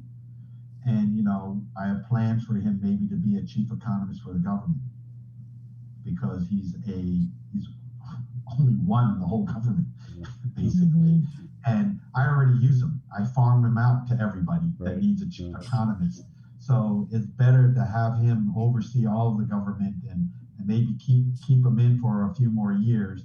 And I train the next generation of economists. That's one example of what I plan to do. I wasn't too crazy about, I didn't go crazy in asking for a lot of money because I know there's a lot of other agencies that need it. And so we just asked for a little bit, not too crazy. Dave, we'll see if we get it. Thank you for your time, and I know that you're heading Thanks, off. Dave. We wanted to just offer our condolences to you on behalf of the staff here at the Link and the KUAM family. Thank you. I'll be leaving next week to bury my dad. He passed away during this COVID, and we're gonna have a nice ceremony for him at Arlington Cemetery. So we're gonna honor him there. And thank you. I appreciate it. Of course, Dave. Have a safe trip. Condolences. Thank you. We'll see you. Dave De La Sola, Labor Director, 7:38. Just a really quick break, and Dr. Felix Cabrera, the Chief Medical Officer for Public Health, is coming up next, right here on the Link. Looking for TV schedules? After a year with so many games and events delayed or unplayed, the world is ready for anything and everything in the world of sports. KUAM Communications is ready with more games, more championships, and more specials that are guaranteed to bring out the fan in you. Don't miss a minute of gameplay from NBC on KUAM TV 8 or from CBS on KUAM TV 11. Every month, we'll bring you the action and excitement. Brought to you locally by Michelob Ultra, Superior Light Beer, and Docomo Pacific. Just more great reasons to tune in and turn on so you'll fall in love with TV again with the best from KUAM Communications.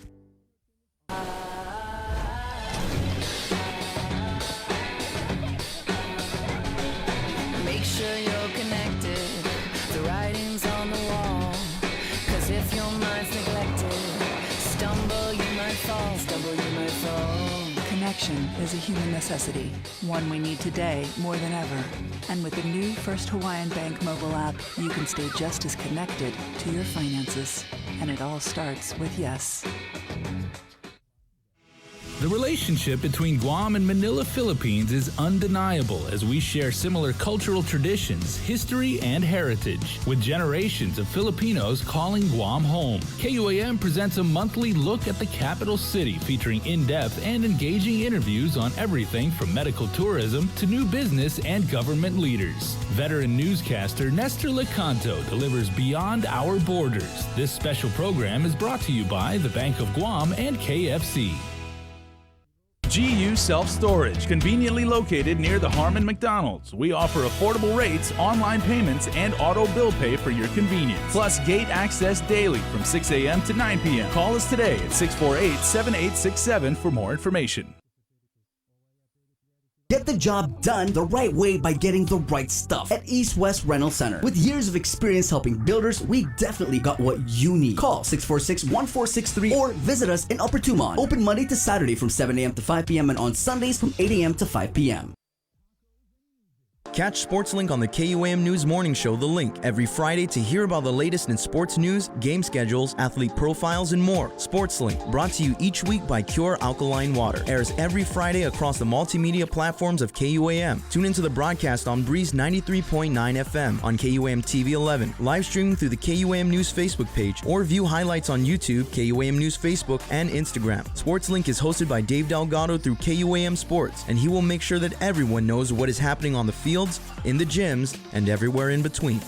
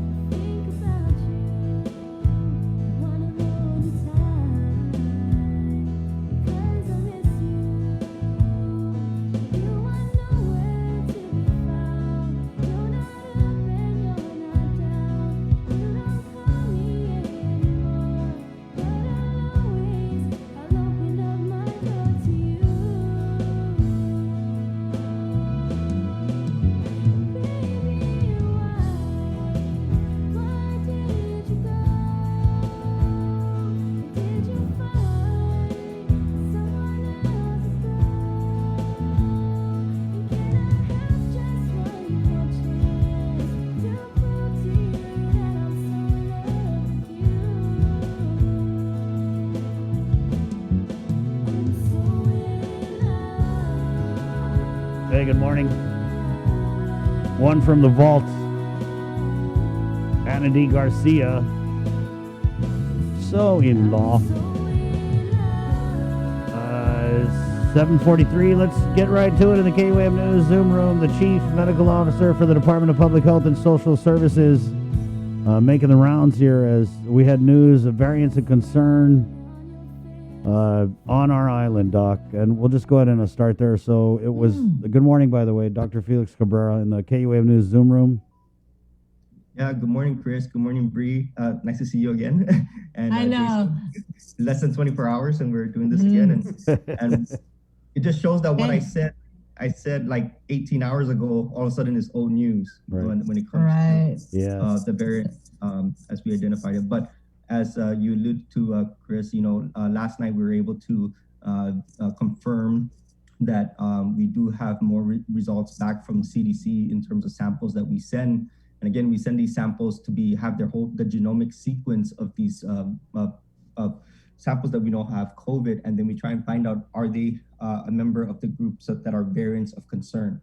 And the variants of concern are identified in a certain region, and then their names are usually attached to that, but they do have a scientific name, so I may switch back and forth. But basically, of the 7 results that we had returned to us yesterday, 6 of them are confirmed as variants of concern.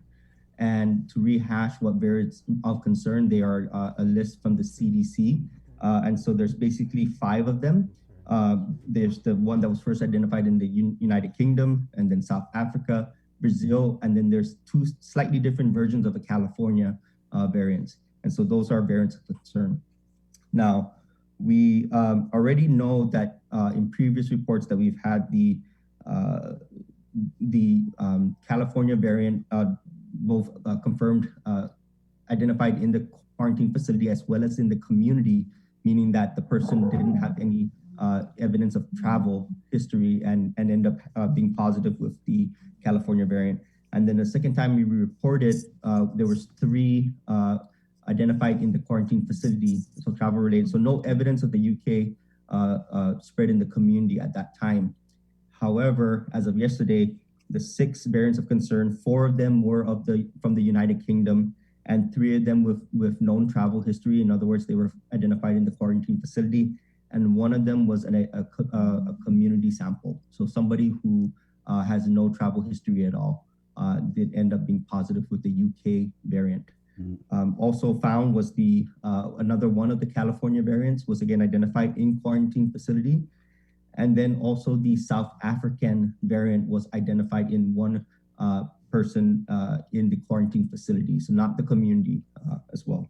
So basically to summarize, what this new report shows us is that what's new basically is that we now have a confirmed case of the UK variant in the community, and we also have a new case of the South African variant identified in quarantine facility, but no evidence of South African in the community. And so just to describe what these results are. Right. I mean, on its face, very alarming news, Doc, but just to kind of translate this announcement, what does it mean relative to the spread of COVID in the community, and does it change anything that we're doing moving forward with the quarantine? Because obviously when we hear about these variants, most of them are getting caught in the quarantine. Mm-hmm. Yes. Yeah. And so that's two great questions, Chris. And that is the two biggest questions is what does it mean for us in the community overall? And so to be clear, what is special about the UK variant is that it's known to be about 50% more infectious. And it's also known to be more likely to cause more severe illness, which may mean hospitalizations or even deaths. So that's what's well known about the UK variant. But here's the key part here is that it's also very well known that all three of our vaccines are very effective against the UK variant, as well as the California variant. And then the South African variant, especially the Moderna and the Pfizer, is very effective against the South African variant, even though that's not identified in the community. So that's the key part here. So when we talk about variants of concern, the real question for us here, especially here in Guam, is are these variants of consequence for us? And the answer is that depends on your vaccination status. If you are vaccinated, it will this news is almost means nothing to you personally. It may mean something to family members that you may have that are not vaccinated. So please encourage them to get vaccinated, because that's what's being shown here is that there hasn't been a single variant that has shown to not be susceptible to vaccines. Now, the South African variant does show some decreased efficacy with certain vaccines like the AstraZeneca. AstraZeneca is not one of our options here in the United States. And so we don't have to really worry about that because, again, the vaccines we have are effective against the South African variant, even though it may be even just a slight dip. But when it comes to what we care about, hospitalizations and death, they are very effective. So please go get your vaccine. And so number two, the second part of your question, Chris, was, does this affect our change in our quarantine protocol? It doesn't. It really doesn't because of because of what I had just said.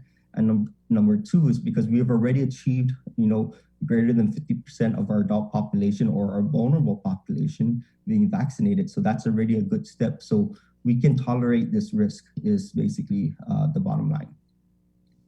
Doc, I know you said that if people are fully vaccinated, this news should mean, pretty much means nothing to them. But can we just kind of go over, because there was something that Dr. Hoa had said about being fully vaccinated and asymptomatic and under those conditions less likely to transmit the virus. But just baseline, as a fully vaccinated individual, how susceptible am I to getting one of the variants and giving and affecting people with the variant? Okay, great question, Chris. So this is what we do know, and this is based on actual evidence here on Guam, is that of all the people that have been fully vaccinated here on Guam, there's only been about 0.012% of them actually ending up being positive with COVID. And so that's how likely it is for you to even test positive.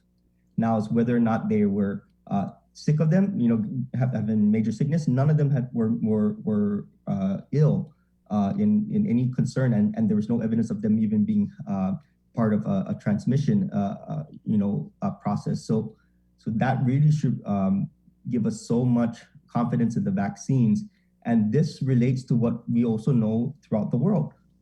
And other world data. And so we're actually doing a little bit better in that respect.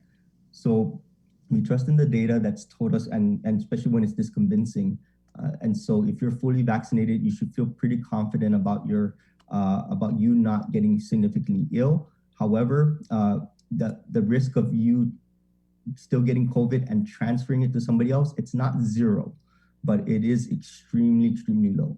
What about those two doctors who came back from India, Doc? Were they part of the 0.001%, or can you tell us more about that?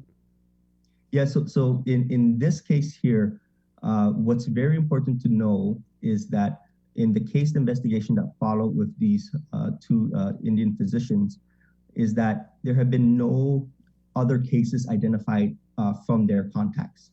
So that's an extremely important point to make when we discuss that with the community, is that even though they had a restriction of movement privilege, so that because of their status as an essential healthcare professional, that they took the right precautions. They were still technically in quarantine, and they can only go to work and back, and they followed that. They did all the precautions at work, and because of that, there is no known transmission that occurred except between the two of them, because they happen to be married. Is the key part there.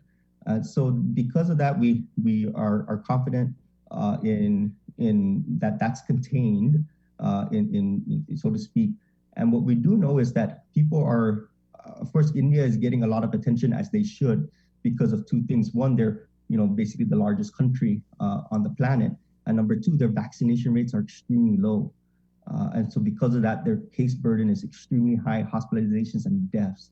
But there is no magical worst case scenario variant that exists in India, none that we can identify right now. But the WHO is noting that there is an Indian variant, and it's actually more similar to the California variant in terms of what's the key mutation in those two different viruses. They have that similar part. So if anything, it's just maybe 20% more infectious, but you add that 20 and you put that in a scenario where there's about 1.4 billion people in one country, and that 20% adds up to a lot in terms of infectiveness.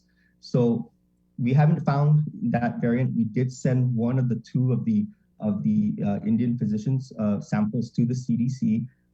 The reason why only one or two is because only one met the criteria in terms of laboratory requirements so that it can actually be sequenced. The other one didn't meet that, so it was not, the point was moved to send it. So we'll get those results eventually, but that's not part of these results that we've received thus far. Doc, what about we get all these news. Yes, last night, I kind of, my heart stressing me out. Not only do we get the 6 variants, but 17 positives. Mm-hmm. What can you tell us about those 17? Did you notice what the CAR score was, though? It was so low, right? It was low. It lowered. It went down. It lowered. And that's the whole point of the CAR score, right? Is so that we don't freak out by 1 point. And the number of positives only make up 1/3 of the CAR score, because actually look at the number of tests that were done that identified that. So a lot of more people are coming out and getting tested. So that's a good thing. And so the CAR score actually lowered to 0.5 with those results. So we should be very happy with that. And so because of that, even more reason why the governor is still very much steadfast in moving forward in adjusting our travel quarantine protocols by May 15. So where were these 17 from? They were varied. I don't have the full report. I only have the parts that were from public health, and so they. Yeah, so it's, as of right now, they're still a varied sources. So it's not like just one big cluster that turned out positive. Were any of them connected to a construction company? I don't have that information at this time.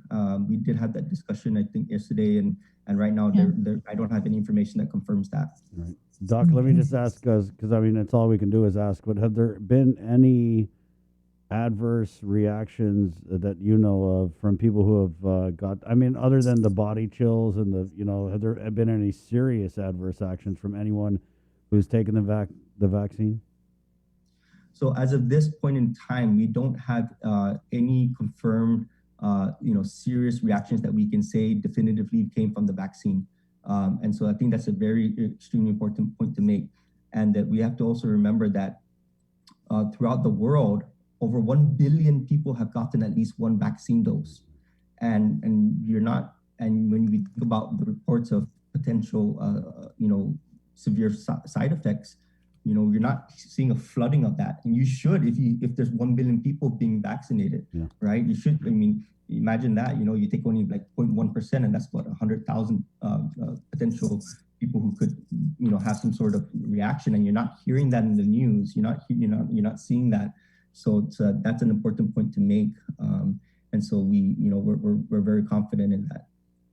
You said definitively, right? But has there been any case where someone had passed after taking the vaccine that you guys had looked into and maybe made a determination that it could have been related to some other type of pre-existing condition?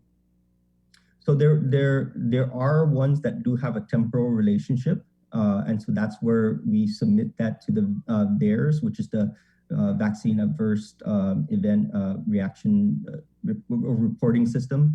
And so that gets submitted, but it's just for a database so that they can see if all of a sudden there's a popping up, just like what they saw with the Johnson & Johnson, where several women were having cerebral venous thrombosis, and that all of a sudden they saw in that system 6 cases show up, and then that gives them to a reason to look into that. But again, even if they don't get vaccines, people still die. People still have heart attacks and strokes and all that. Now, whether the timing of them having a vaccine is related, there has been no known link to that, except for simply being temporally related. Did it accelerate it? That's something that is very unlikely. But if they were, I keep saying this, if that's what a vaccine would have done to them, imagine what COVID would have done to them. And I think that's, if you don't mind, I'm going to take this point to tell a story here. That just happened yesterday. Actually, right before we spoke, Bree, yesterday, is that I had a patient in clinic, and he's a young guy, relatively young, multiple comorbidities, was admitted to GMH 2 months ago or so, was very sick. Got discharged, was vaccinated, and by around the time he got his second dose of the vaccine, he noticed he lost taste. He couldn't taste anything anymore. Dipped and tried to wasabi, soy sauce, everything, he couldn't taste it. And that was his only symptom. And so by the time he saw me yesterday, it was about 3 weeks had passed. So there was no point in running any tests, and his symptoms and his taste was starting to return. But in all likelihood, he had COVID. And he wasn't even fully vaccinated. I guarantee you this guy would have ended up back in the hospital if he had COVID without the vaccine. And it's tough to think that he may not even have been alive for me to see him in clinic if he didn't have the vaccine, just because of how much he was teetering on the edge. But he was very compliant with his medical plan and taking his medications, and he's doing very, very well. So much so that was his only complaint when he came in to see me in the clinic, which was more of a routine follow-up. All right. Bree, did you have anything else? Because we're up against the top of the hour. Yes. But I could take us. Then let me just sign off, and we'll jump on KUAM TV. Doc, if you just hold for just a moment. It's 7:59. Quick break, and we're coming back on KUAM TV next, right here on The Link. Good morning. Finally, plans made for you by you. Pick your favorite services from the island's most reliable network and build your own bundle with Link. Now you get to enjoy the services you want at a budget that's right for you. Visit Docomo Pacific to link the internet, entertainment, mobile, and home phone plans that fit your lifestyle. Link, build your own bundle and save. Visit DocomoPacific.com/link today. Docomo Pacific, better together. Catch SportsLink on the KUAM News Morning Show, The Link, every Friday to hear about the latest in sports news, game schedules, athlete profiles, and more. SportsLink, brought to you each week by Cure Alkaline Water, airs every Friday across the multimedia platforms of KUAM. Tune into the broadcast on Breeze 93.9 FM on KUAM. Looking for TV schedules, upcoming sports, or special presentations, or what you may have missed over the busy week you had? Well, look no further than KUAM Digital Digest. This weekly emailed newsletter puts all kinds of information information in the hands of subscribers each and every week. Just subscribe and we will make sure you keep up with your favorites and stay informed and entertained throughout it all. Go to KOAM.com, click on the newsletter tab, give us your email address, and you are all set. Brought to you in digital partnership with King's Restaurant and Ruby Tuesday Guam. It's the KOAM Digital Digest, your weekly guide to the latest information and best entertainment on the stations and platforms of KUAM.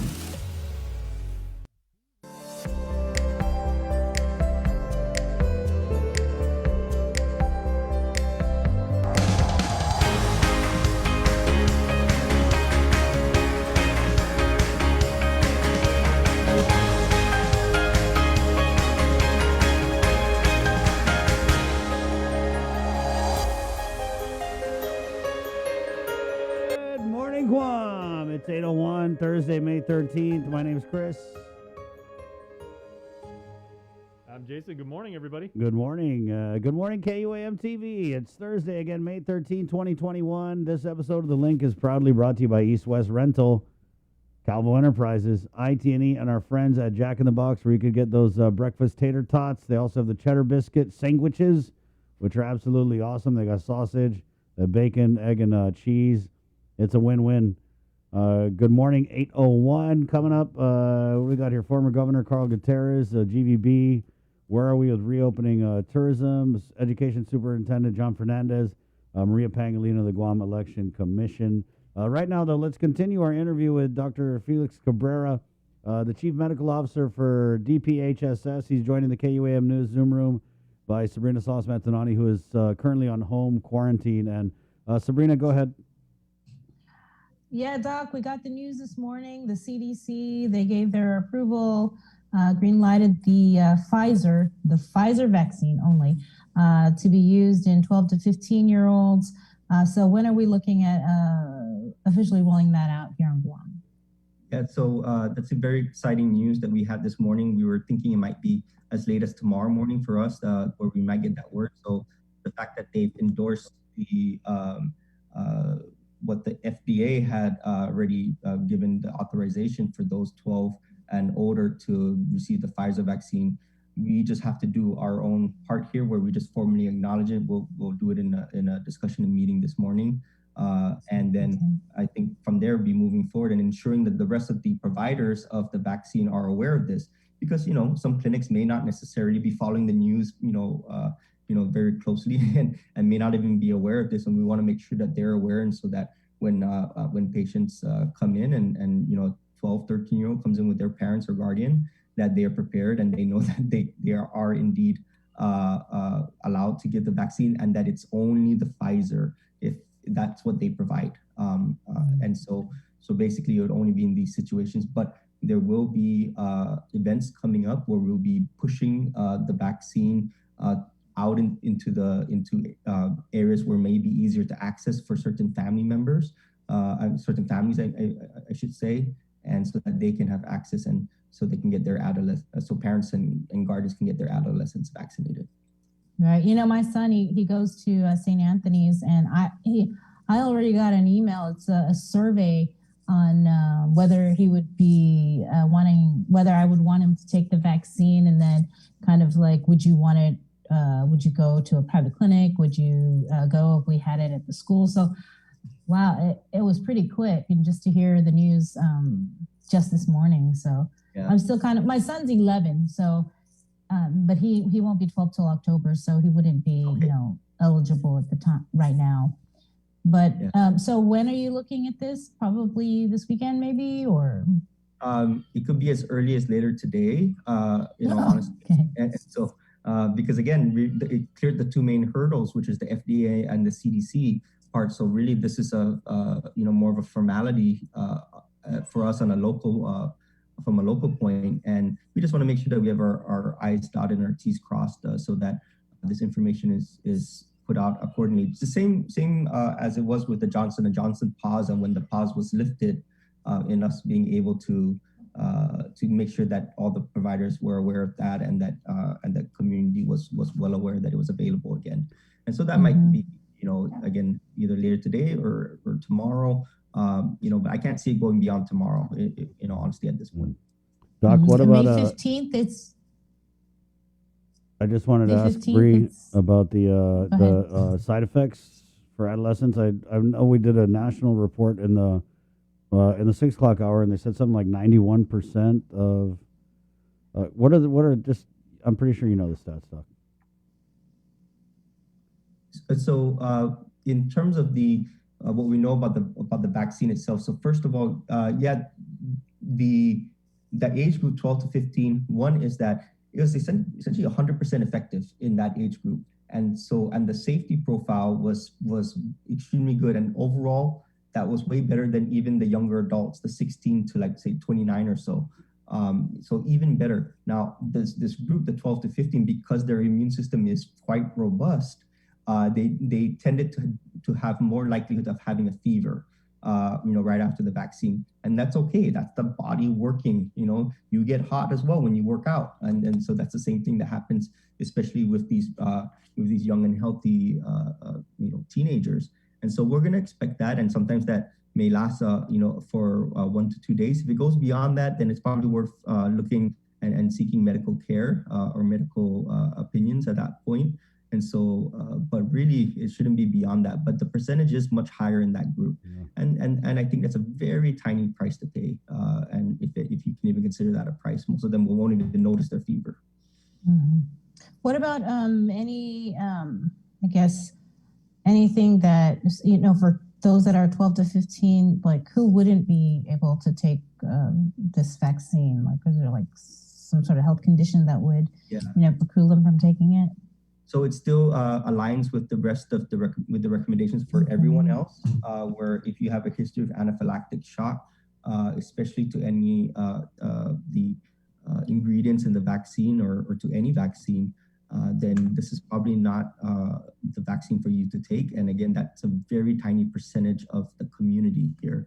And so if you had that concern, if you think you might be, or if your child might be a part of that group, then it's a good time to consult your pediatrician or your family doctor in terms of whether or not your child should be vaccinated. But if they've gotten all their other vaccines, then it's very unlikely that they will not be qualified, even if they may have a small allergy to shellfish or something like that, right? So that's not, they may have gotten a rash, for example. So that's not anaphylactic shock. Anaphylactic shock, it means that if you were like stung by a bee and you're allergic to bees, that you end up, your throat swells up, you pass out, and maybe there's a potential for death in that situation, and would need an epinephrine shot to reverse all that, and which is still very much survivable if medical care is given immediately. So again, extremely worse scenario, and it's just an additional layer of precaution. And so that again is a reminder for any age group, not just for those 12 and older. May 15th, that's the new deadline that we're looking at with the governor officially reopening tourism, and they changed the quarantine traveler protocols. So are we expecting any official announcement today maybe or tomorrow? Yeah, so one thing that we can say for sure is that yes, we are still very much on track for May 15, this Saturday being the day that the new travel quarantine goes into effect. And then for the details of that to be released, again, we gave a preliminary report about 2 weeks ago of what that might be, and there'll be confirmation with a little bit more detail and guidance to go with that. And so in all likelihood, that's going to be announced, yes, as you said, either later today or tomorrow. It'll depend on several meetings that we'll have today as well, whether or not we're prepared to do that. But again, just to go back to what you said earlier, just because we had those variants of concerns, those 6 cases and the 17 new COVID cases, it won't change the path that we're on in terms of reopening on the 15th. That is correct. And one thing that we have to really mention as well, and not about the CAR score being only 0.5 right now, is that the hospitalizations are doing very well as well. There's only about 4 persons admitted into Guam's hospitals today with COVID-19. And so that's what's really assuring. And even after the big spike we had with those cluster cases from a month ago, that we feel very good. And we've gone through already several cycles of the incubation period for the virus to really get a sense for what its consequences were. And in the end, it's not something that was going to break our resolve in ensuring that it was safe and reasonable to make this change in the travel protocol on May 15. And so, in tourism being open, that's more subjective. I think it's always technically been open, but now it's just going to be easier, and it makes sense because the data supports that with this changing travel protocol, where it's vaccine status based, is not much difference in risk reduction as it is with our current quarantine protocols as it is today. So that's so having that option of one or the other is going to be a fair option that we're going to provide all the people entering Guam. Does the data also support lifting further restrictions? Lifting further restrictions now, there's not much left to lift. When you really think about it, right? There's still quite a few that weigh some businesses down, and we do recognize that.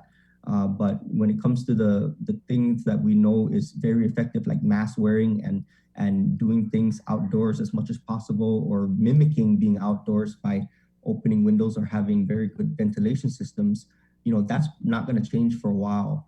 And we'll have to be closer to herd immunity, real herd immunity, before those are lifted, and where we're essentially moving into peak or 4, which is back to normal. Whatever normal is anymore, I don't know anymore.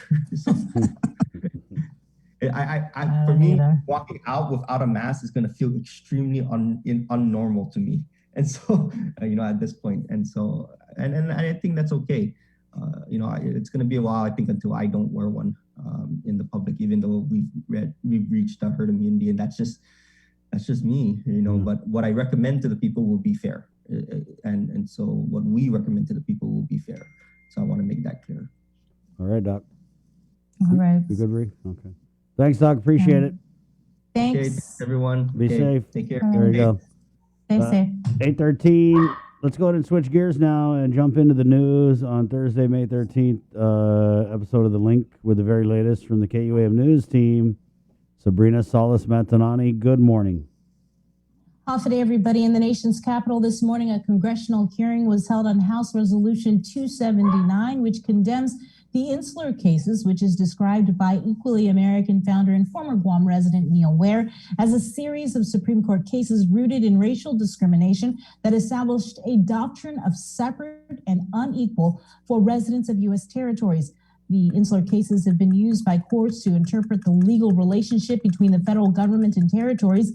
Vice Speaker Tina Muñoz Barnes testified before Congress this morning, pointing out the many inequities and treatment of the U.S. territories as a result of the Insular cases. The Vice Speaker pointing out that Insular cases have systematically prevented Guam residents from availing of vital programs such as Supplemental Security Income, or SSI, and additional funding for programs such as Medicaid and federal highway funds. Here's more from her testimony this morning in the nation's capital. Unequal treatment of the territories has also prevented American citizens from availing of federal programs they otherwise would have access to if they lived in a state.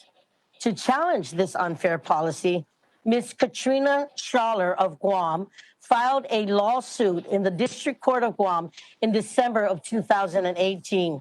Katrina and her twin sister Leslie both lived with myotonic dystrophy, which severely inhibits muscle function and other critical aspects of daily life.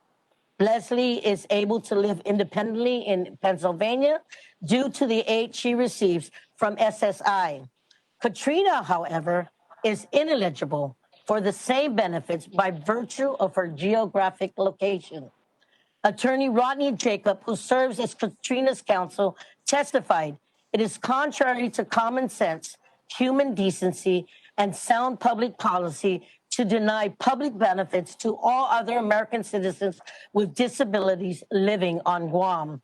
As a result of this injustice and at the request of my good colleague, Senator Mary Camacho Torres, I amended my resolution to seek parity on this matter. Senator Torres and I may hail from different political parties, but for the benefit of our people, we can work together. I hope you all share the same desire. To be clear, I echo testimony submitted by Attorney Julian Uggan that the rejection of the insular cases must be carefully approached and cannot be America's justification for its relationship with the territories. We must also acknowledge our right to self-determination. In closing, I come before you today as an island leader, a proud American, and a daughter of Guam, on behalf of Guam's people and their contributions to this nation. What I ask for is simple, and yet it has been the long struggle of this great nation. I ask that every American be equally American wherever we might live, and that each of us be given the chance to manifest our own destiny. On behalf of the people of Guam, thank you, Mr. Chairman. Sana Masi. The House resolution, which was sponsored by Natural Resources Committee Chairman Raul Grijalva of Arizona, also points out the racist-tinged decision, particularly a comment by a former justice describing U.S. territories as inhabited by alien races that differ from us in religion, customs, and modes of thought. In other news, 17 out of 829 test samples taken on Tuesday have turned up positive for COVID-19. The Joint Information Center reports that of the new cases, 1 reported recent travel and was identified in quarantine. 5 cases were identified through contact tracing. This brings the total count of COVID cases on Guam since March of last year to 8,061. There have been 139 deaths. 91 of those cases are active, and there have been 7,831 recoveries. 4 people are hospitalized, 1 in ICU, 1 on a ventilator. The CAR score is now 0.5.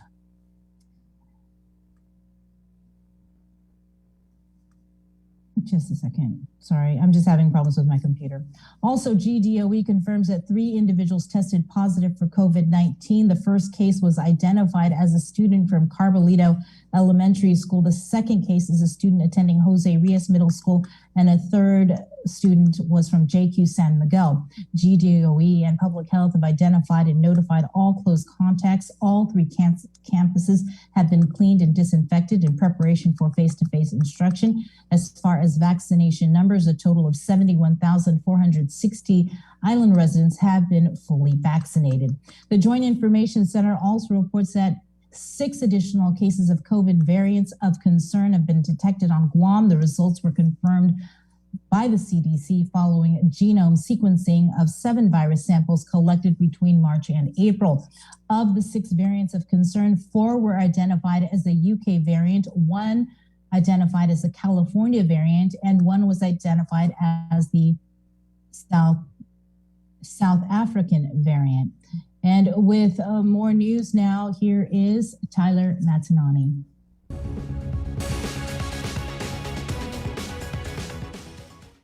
Buenas and half a day, everyone. I'm Tyler Matinani. Here's your headlines here on The Link.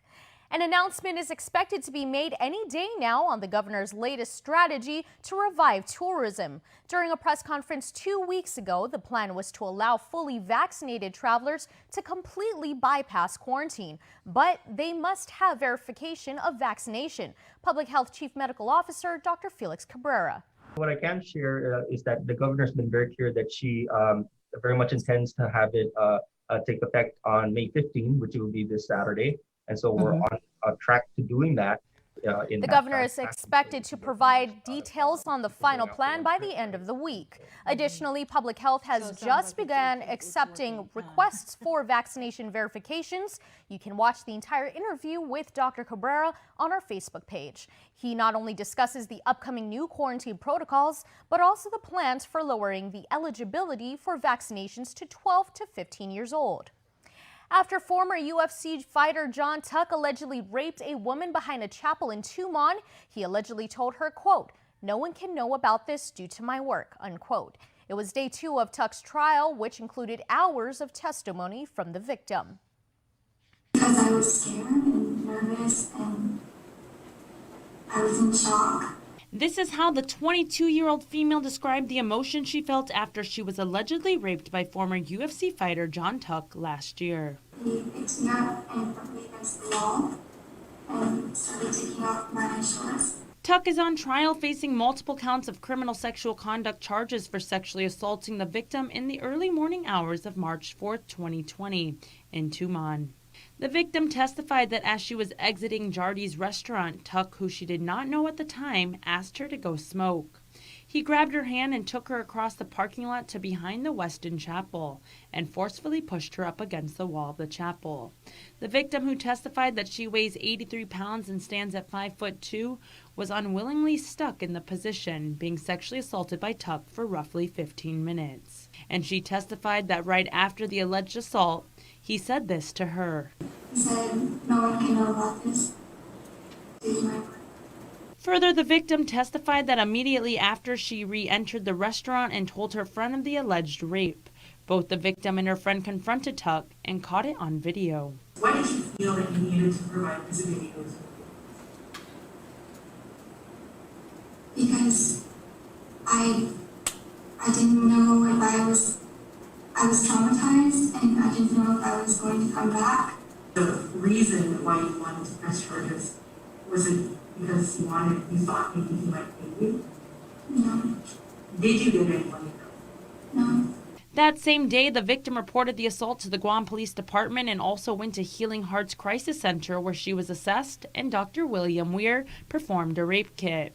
Dr. Weir testified as an expert witness in sexual assault and was asked to recall her case. She reported being assaulted physically. She reported digital penetration of both the vagina and the rectum.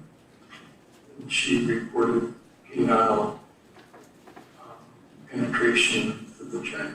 Further, the victim testified that within a couple days after the incident, she got on the next flight back home to the States, as she was only visiting Guam and working as a dancer at Foxy's.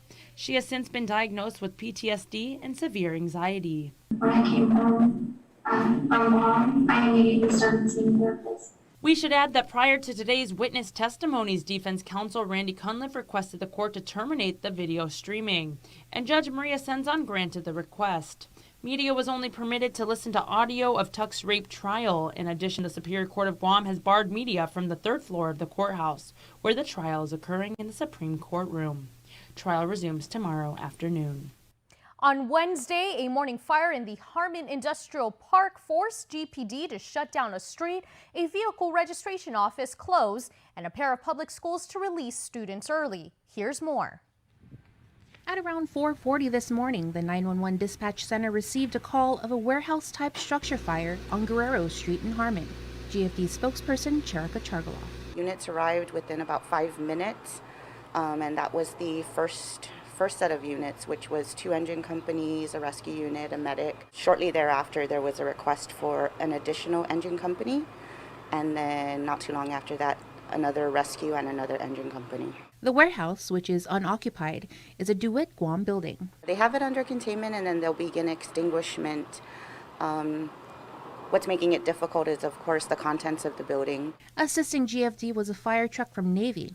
With the extinguishment phase expected to take all day, a call was put out to the businesses and residents in the surrounding area to reduce water usage to augment the need that responders had. Also, as a result of the intense smoke, John F. Kennedy High and Chief Brody Elementary Schools were forced to release students at around 10:30 this morning. According to Chargaloff, there has been no report of injuries. She adds once the blaze is controlled, fire investigators will be dispatched to the scene to begin assessments. Reporting for Guam's News Network, I'm Jonagan Charfris. Testimony was heard on a bill to build a more than $1 billion healthcare center of excellence. Representatives from the hospital, public health, and behavioral appeared at the public hearing and testified on the measure. Nestor Lecanto has more.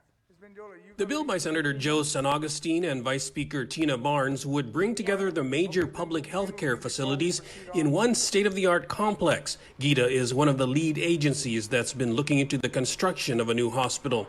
The proposed legislation provides for a leaseback deal in which the contractor would build and operate the complex. GITA President Melanie Mendiola. Preliminary estimates, the Army Corps of Engineers provided a number of around $750 million. For the hospital alone? For the hospital alone.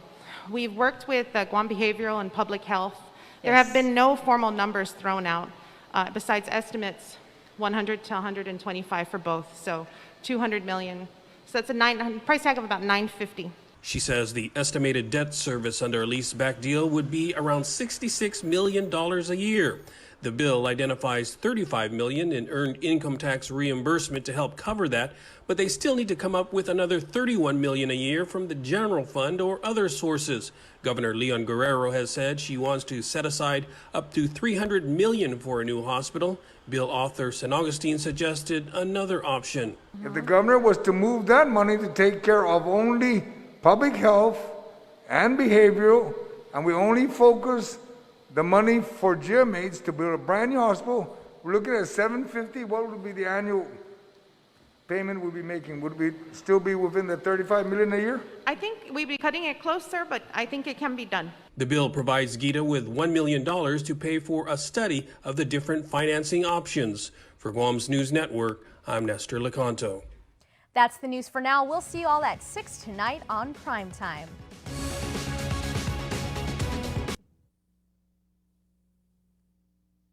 In national news, President Biden is holding his first face-to-face meeting with Congress today.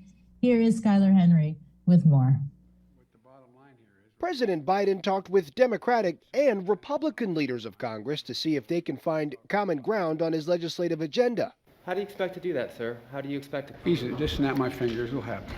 The president has proposed a $2.3 trillion infrastructure plan, which he says will create jobs, as well as another $2 trillion bill focused on free education and money for child care. I'm more optimistic now about being able to do so in a bipartisan way. But we'll see.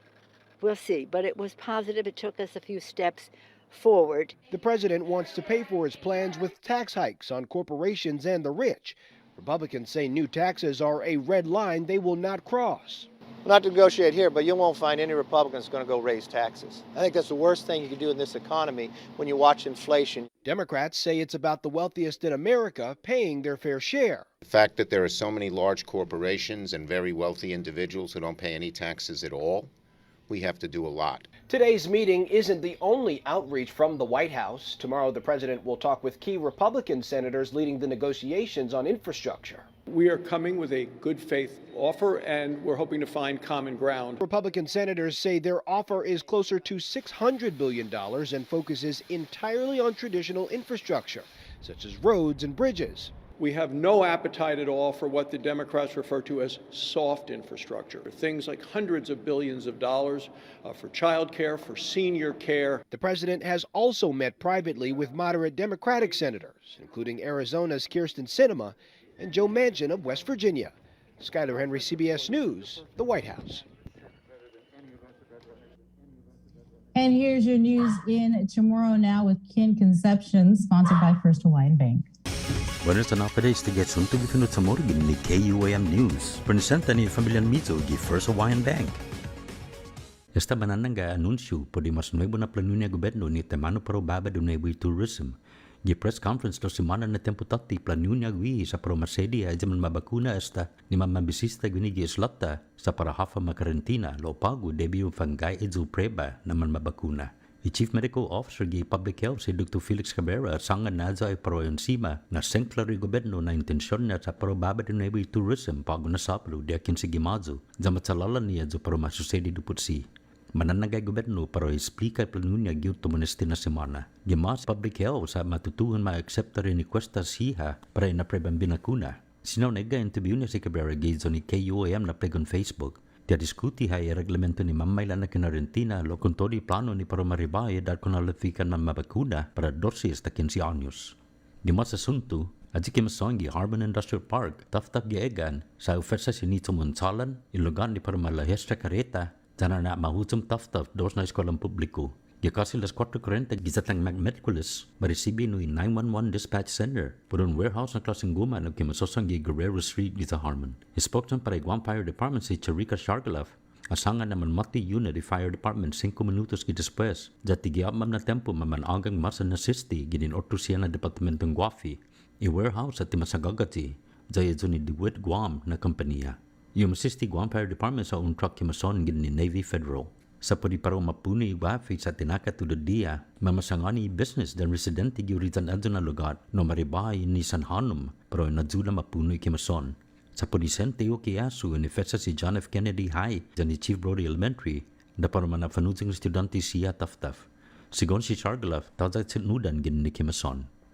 Ima sa tikulo, BP Carbalito Elementary na eskwela sa Seso Mahatmi, tiyong biyahe pa dos biyahe na tres biyahe paagwa na semana. Si Sergeant Paul Tapawagin ni Guam Police Department sa confirma ni Metculis hat na dia. Sais na kwento ni eskwela sa man makabasula. Eskwela sa Mahatmi Lokoy gimapas na semana. GPD Juvenile na Investigators sa matatiti JSTC na malabida gi Carbalito, Price Elementary, Janian Talan Middle School. Si Tapaw sa Fafesan Komunidad na kumunli itay tinaturar na kinalamtin gi eskwela hanggang gi GPD. Sa kumugwang informasyon mo pwede siya na inadmin eskwela sa mitigi guam.crimestoppersweb.com. Yotro mas, maresta tao pwede topi tinango niya na Palawan ni Caritania. Gideon si Gimadzo man respondi GPD complain aggravated assault if yun ni Gumadzo San Miguel gisa Taluvofo. Ane man matu mariparo ang Palawan na mga anti-ilunya ni Tauto Guam Fire Department.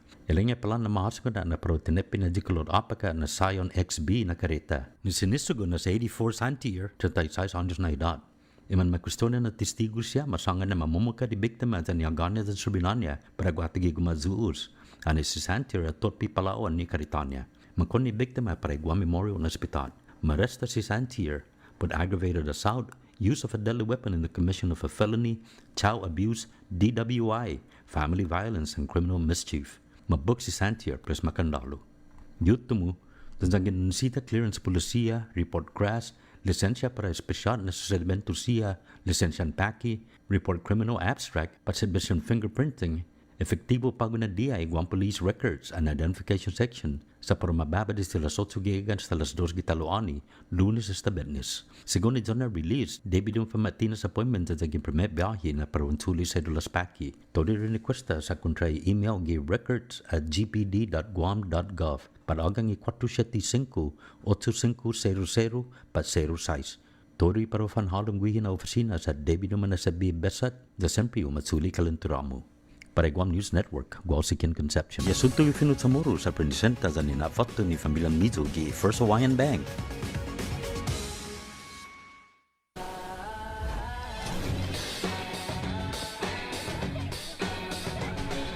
Make sure you're connected.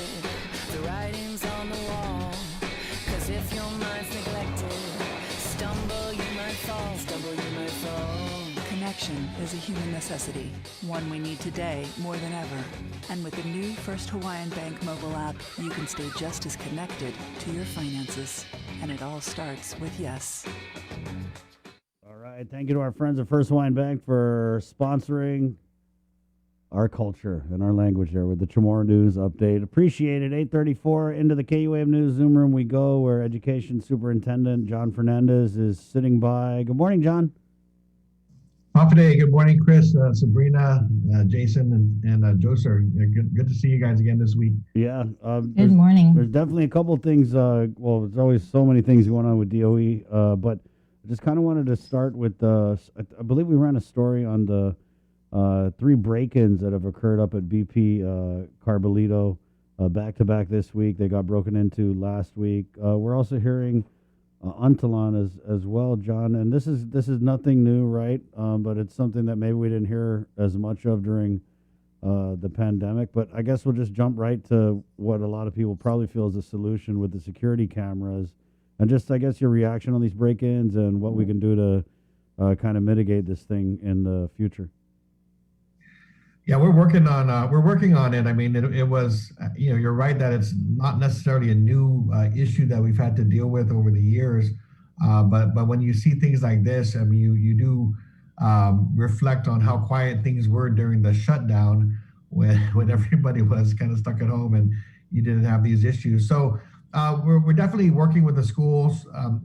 Again, right now we know that Antolon and Carbolito have seen repeated attempts breaking in, as well as Price Elementary had an earlier incident. But it's a real concentrated area that we're working on right now with GPD to really kind of gather intelligence on who these perpetrators might be, because again, just based on the information from the investigations, these seem like kind of targeted areas that are being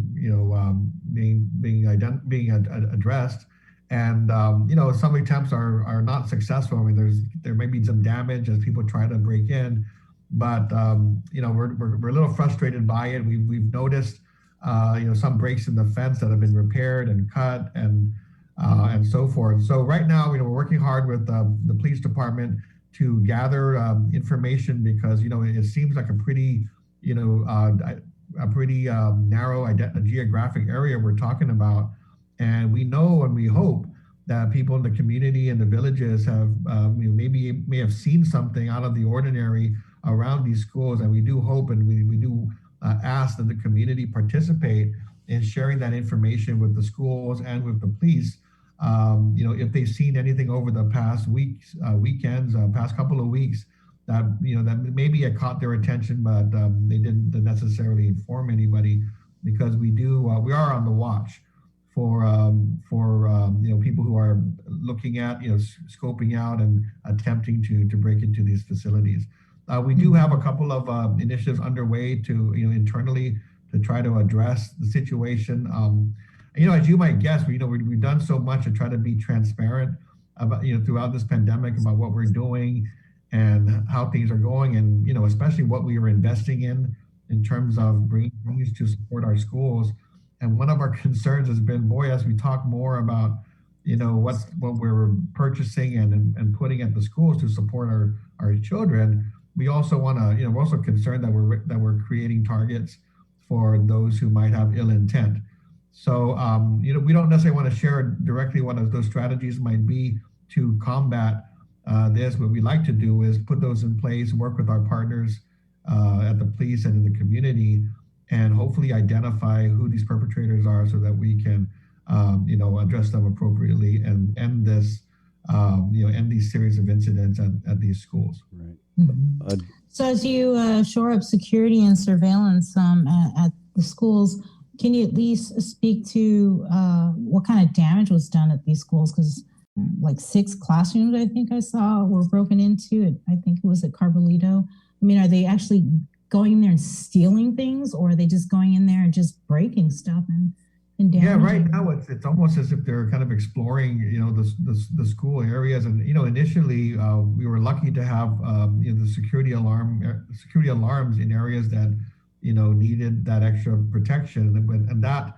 even though there was a break into the schools, when that alarm went off, that was helpful in deterring them from further activity that evening.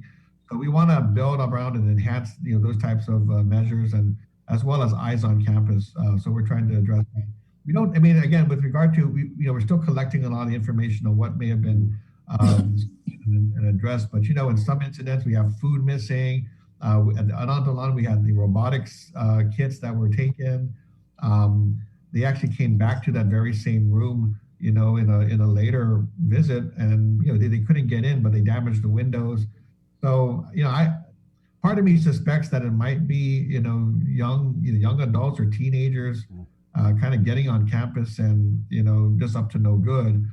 We hope it's nothing further than that. That these aren't adults who are have more nefarious plans in mind. But again, we're really we were on the phone with Chief Ignacio.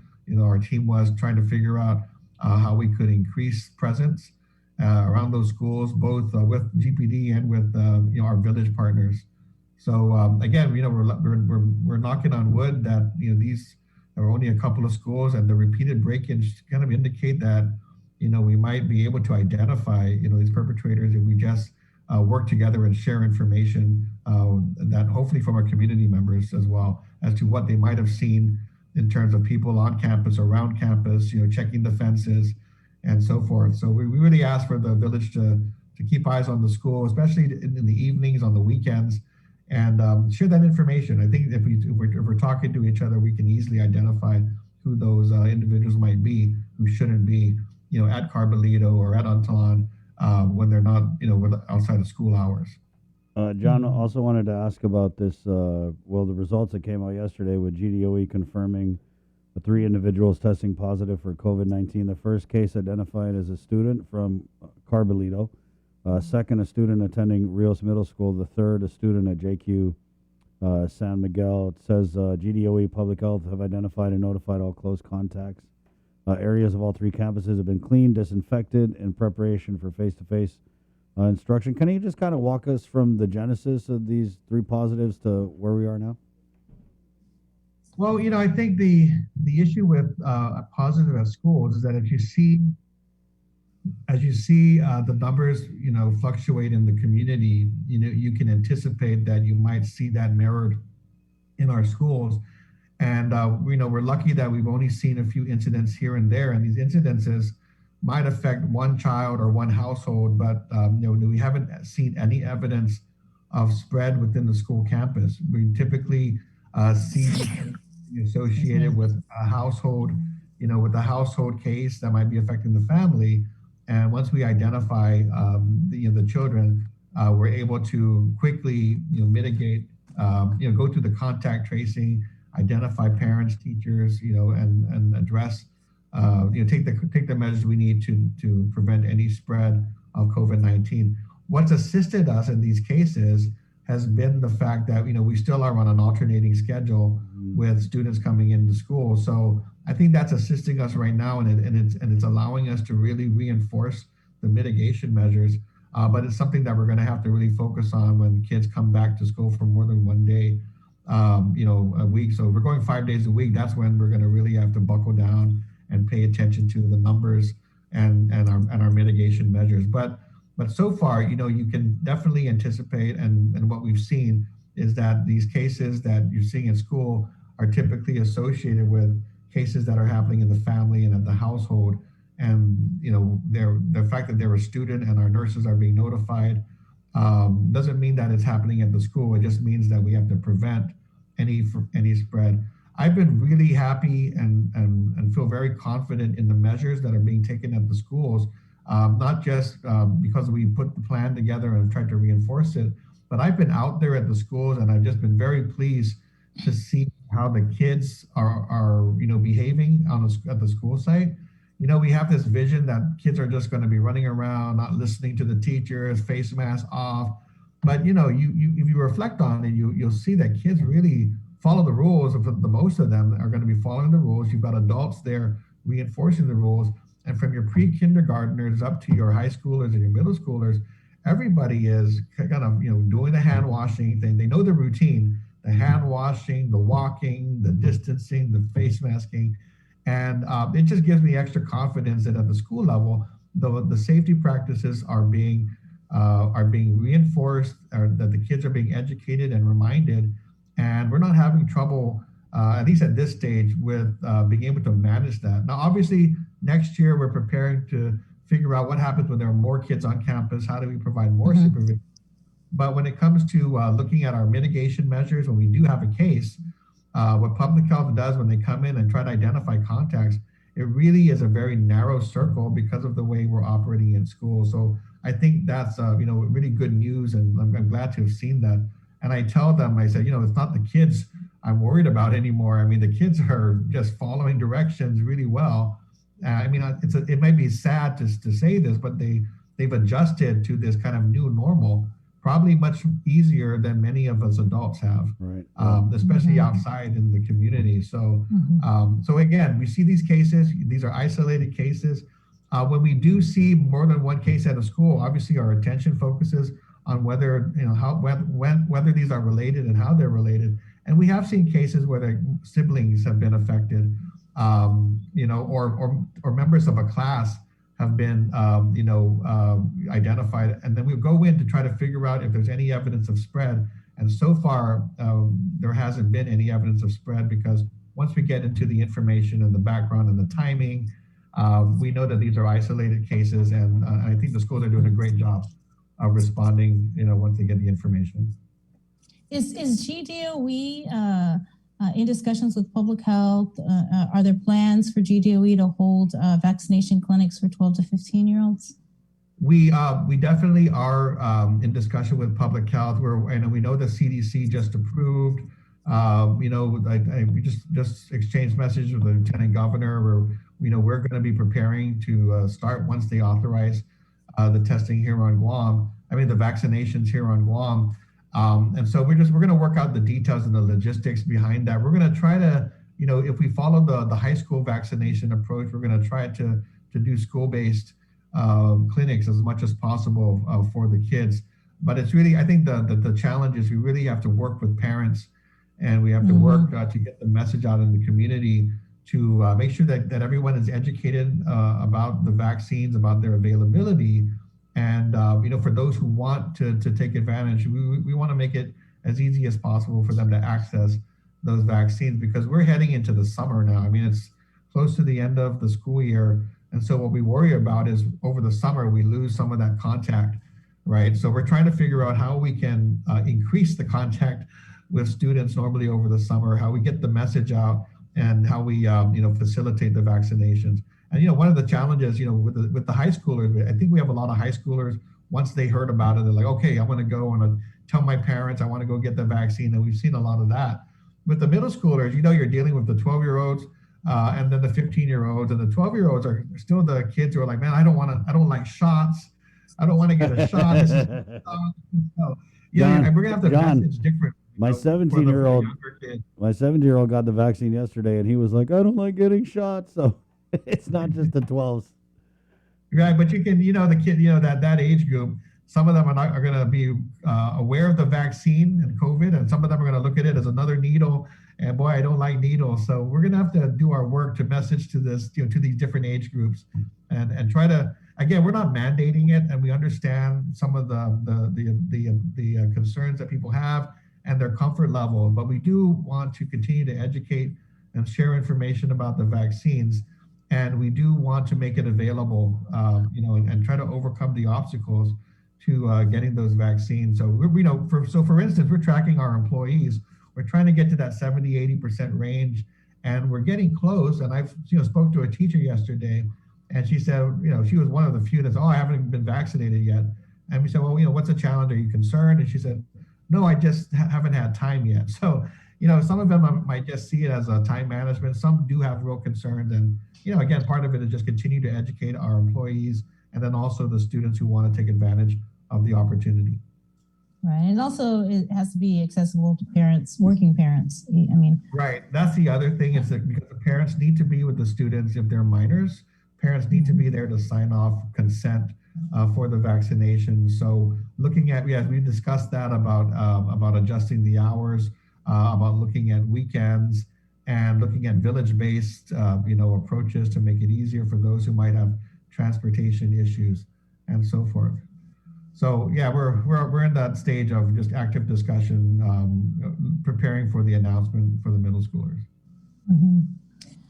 Anything on the $287 million in ARP funds? There was a informational briefing earlier this week, but there was something wrong with the feed, so we couldn't watch it. So did you provide your?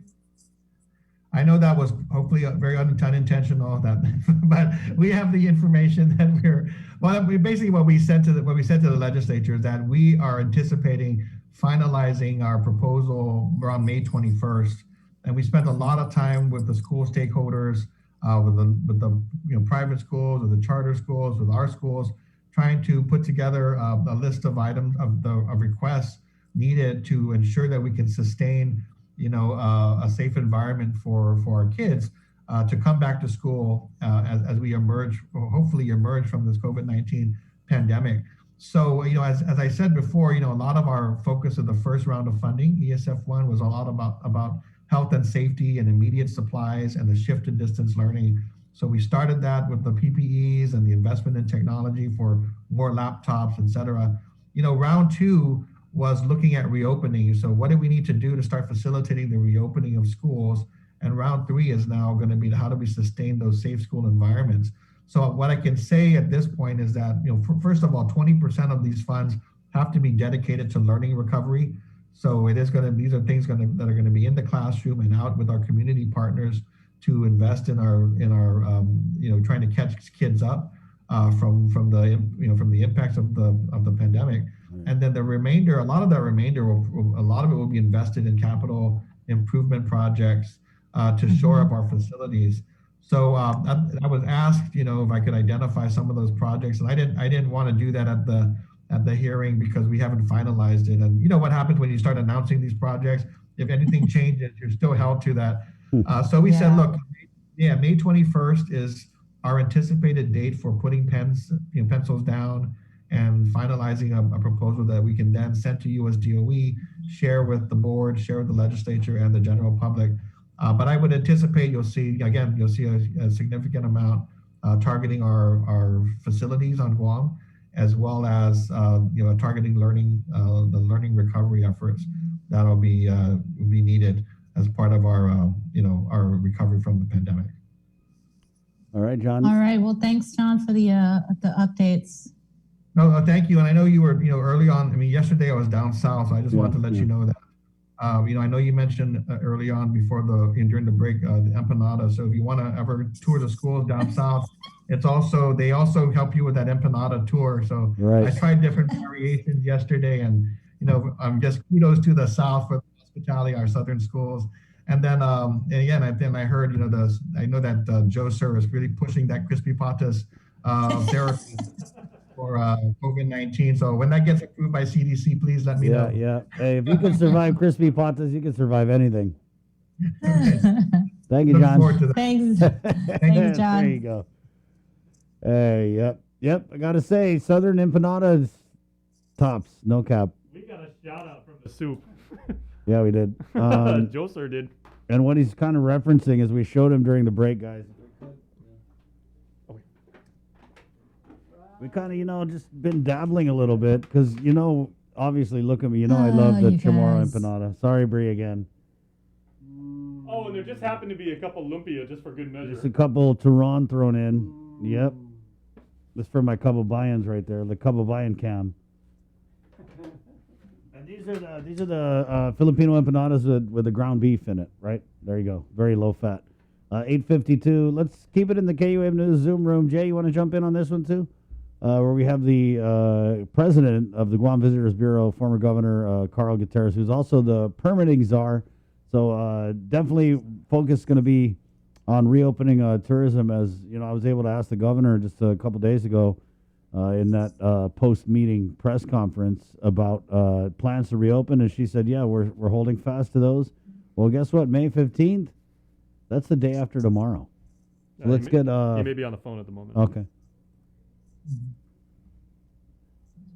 And so again, former Governor Carl I think he might be on a call here. Yeah.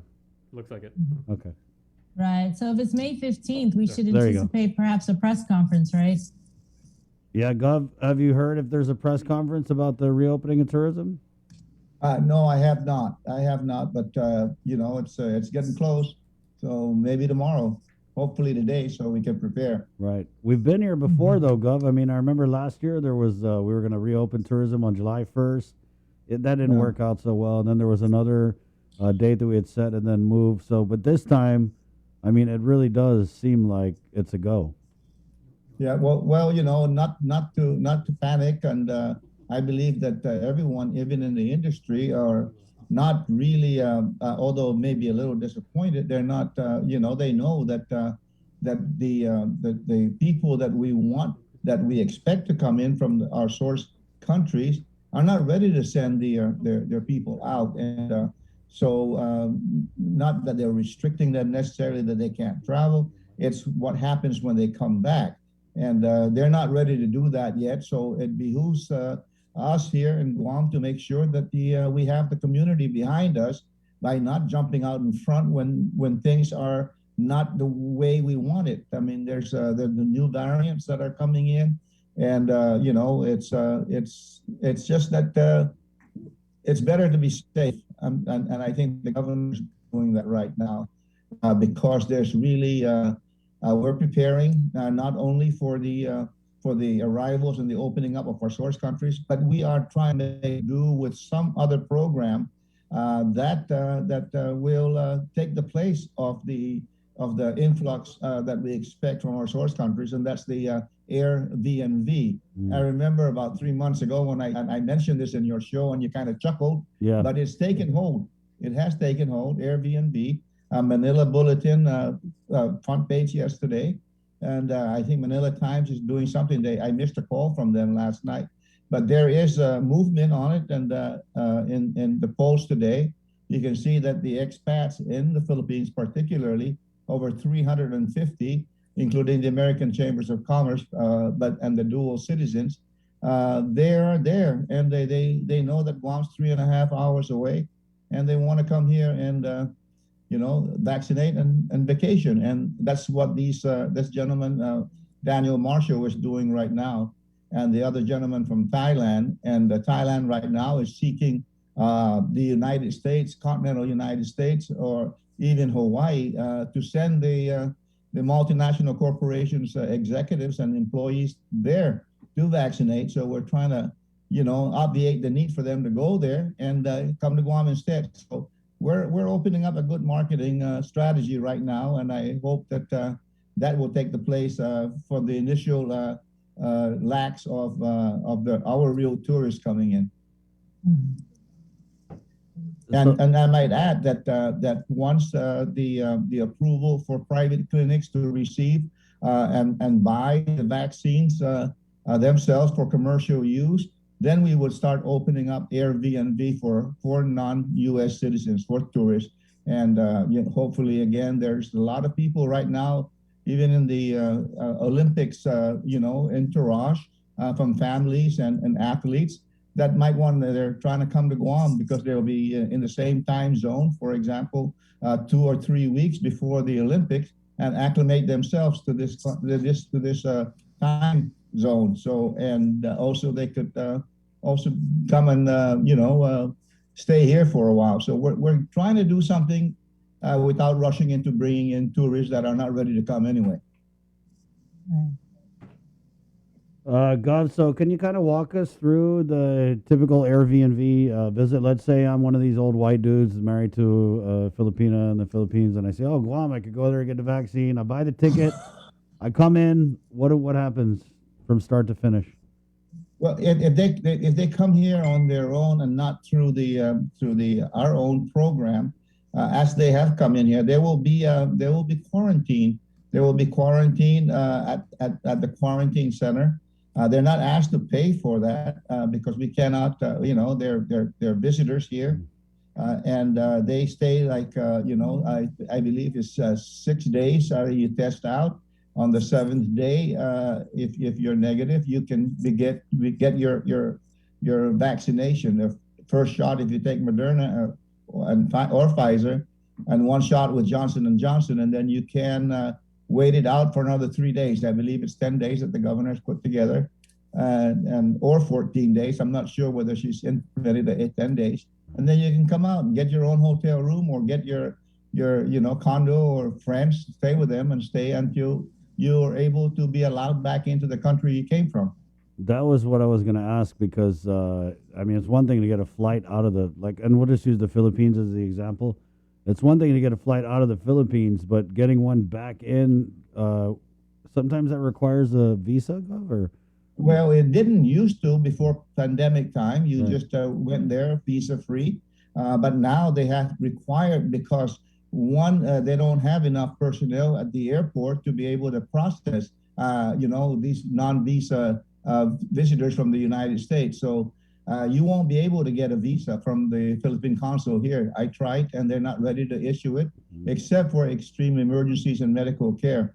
But you're right; they'll be here. We have our own captive audience, and once they get here, and it seems like they don't mind. Mr. Marshall said, I'll stay and enjoy beautiful Guam, nice beaches, and great food. Not a bad place to get stuck. Not a bad place, certainly not. And Guam is getting spruced up, ready for action, and he's seeing the best of what's going on right now in the downtime. Although, if the governor does raise the percentage of restaurant goers to 100%, that's even it's getting our people back to work. And I can't get a reservation at the restaurant of my choice right now. It's out the door. Wow. And so people are really anxious to get back to normal the way they remembered it before March 15th last year. Gov, I mean, you're Carl Gutierrez. You can't get a reservation. I'm pretty sure you can get a walk-in. Well, maybe when they can put another table up, but when the restriction is 75%, they ain't going to put up another table for you. Gov, so with this Airbnb, right? I mean, what's the end game here? I mean, I know we have the vaccination, the availability, but are we going to make money off this? Make money? I think that the community will make the money. We're not going to charge anybody to come here. They come here and they spend money.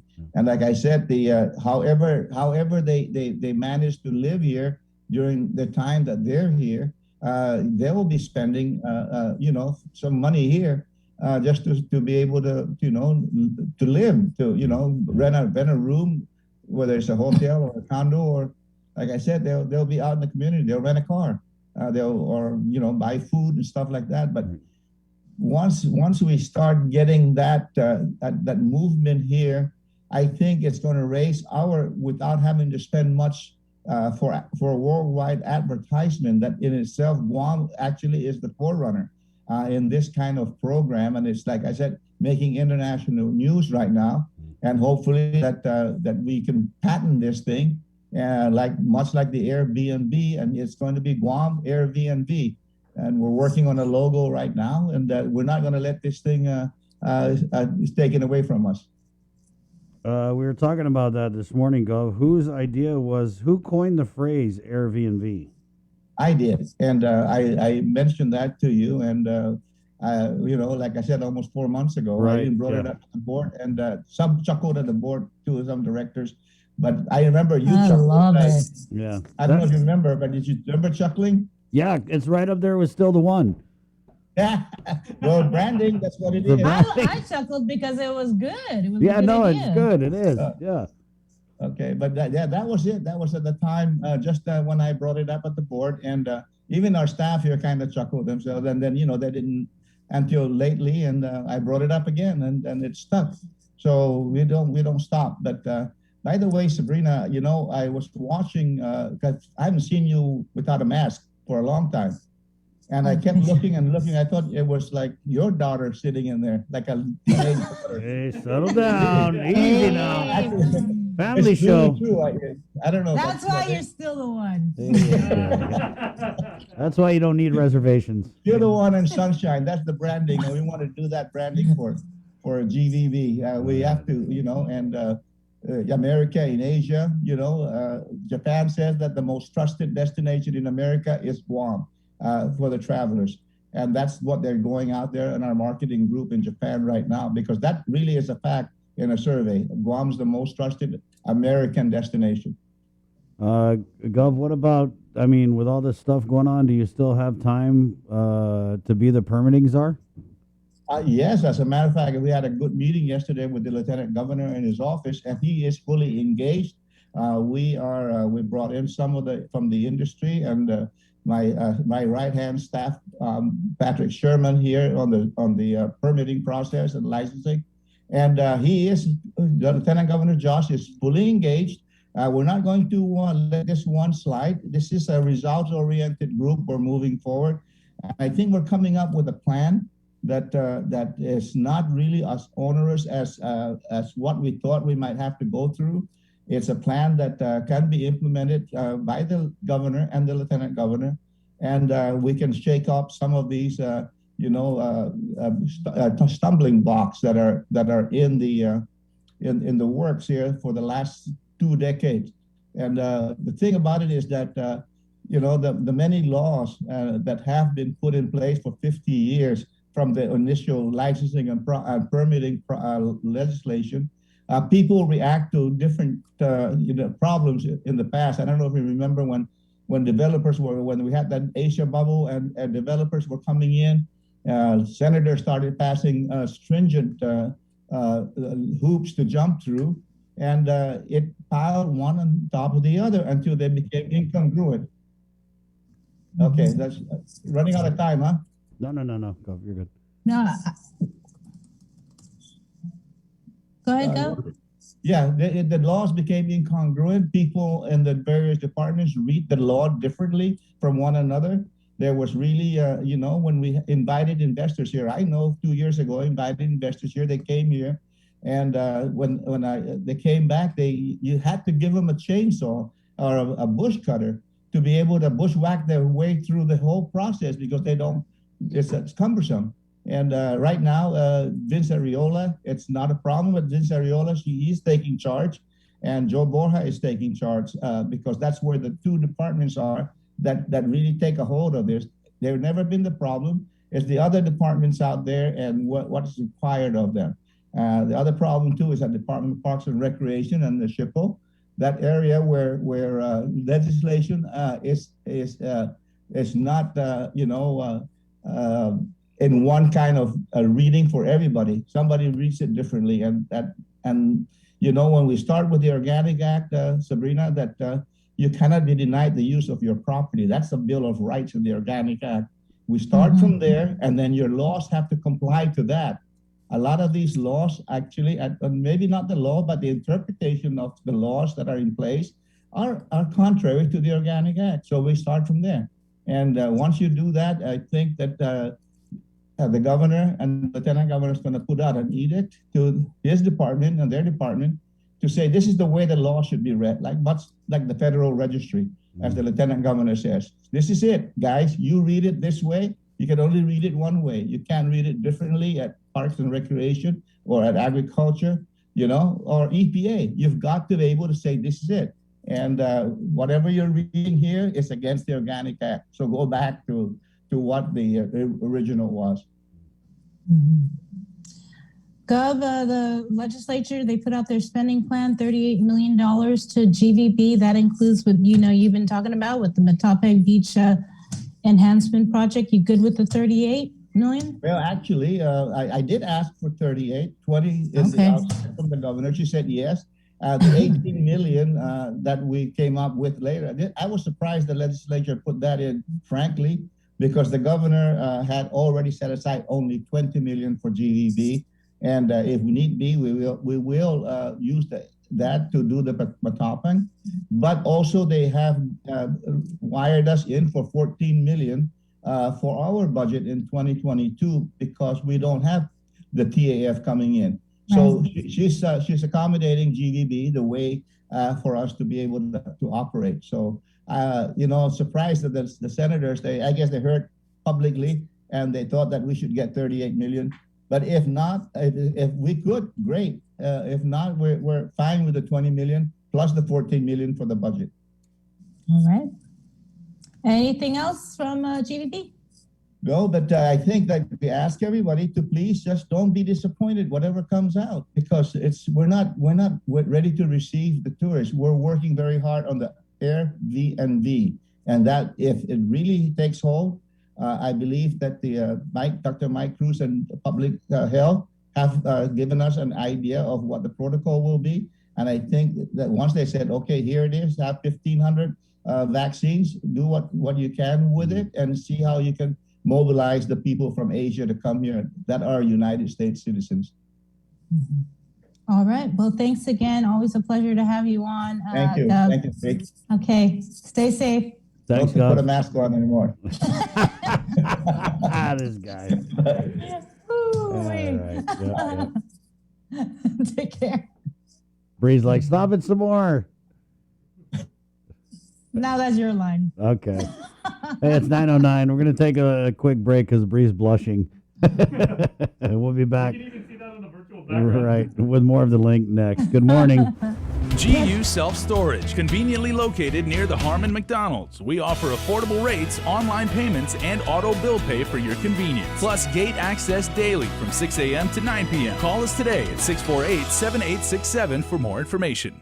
Help us celebrate the class of 2021. KUAM wants to help you celebrate this touchstone moment in the lives of your graduates. For the months of May and June, we will flood the social media pages of KUAM with photos and well wishes for the class of 2021 grads. Log on to KUAM.com to submit photos and brief messages or captions. Then look for your special grad on KUAM Instagram and the Facebook pages from all of your friends here at KUAM. Congratulations, seniors!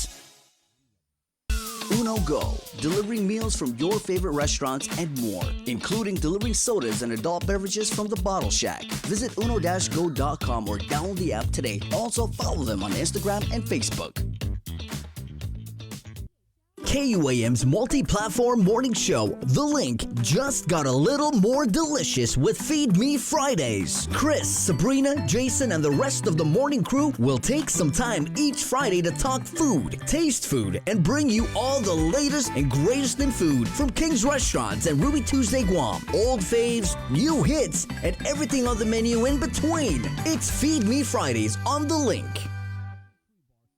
Get the job done the right way by getting the right stuff at East West Rental Center. With years of experience helping builders, we definitely got what you need. Call 646-1463 or visit us in Upper Tumon. Open Monday to Saturday from 7 a.m. to 5 p.m. and on Sundays from 8 a.m. to 5 p.m. June makes the best malasadas in Hawaii. A fact not lost on Daryl, whose brother Byron is cooking the onaga he caught at his secret fishing spot with his girlfriend Malia, who used to work for the Shave Ice Guy, whose second cousin Vince drives the school bus ridden by Calais, whose auntie makes the best malasadas in Hawaii. Everything here is connected, and with the new First Hawaiian Bank mobile app, you can stay just as connected to your finances, and it all starts with yes. Listen, watch, and learn from the daily Chamorro News updates from KUAM News. Catch them on The Link during the 8 o'clock hour, streaming online on Isla Radio, or on the KUAM News YouTube channel for your convenience. Tune in and stay informed, all while preserving our precious culture through the daily use of our native Chamorro language. Chamorro News updates are brought to you by your familia at First Hawaiian Bank.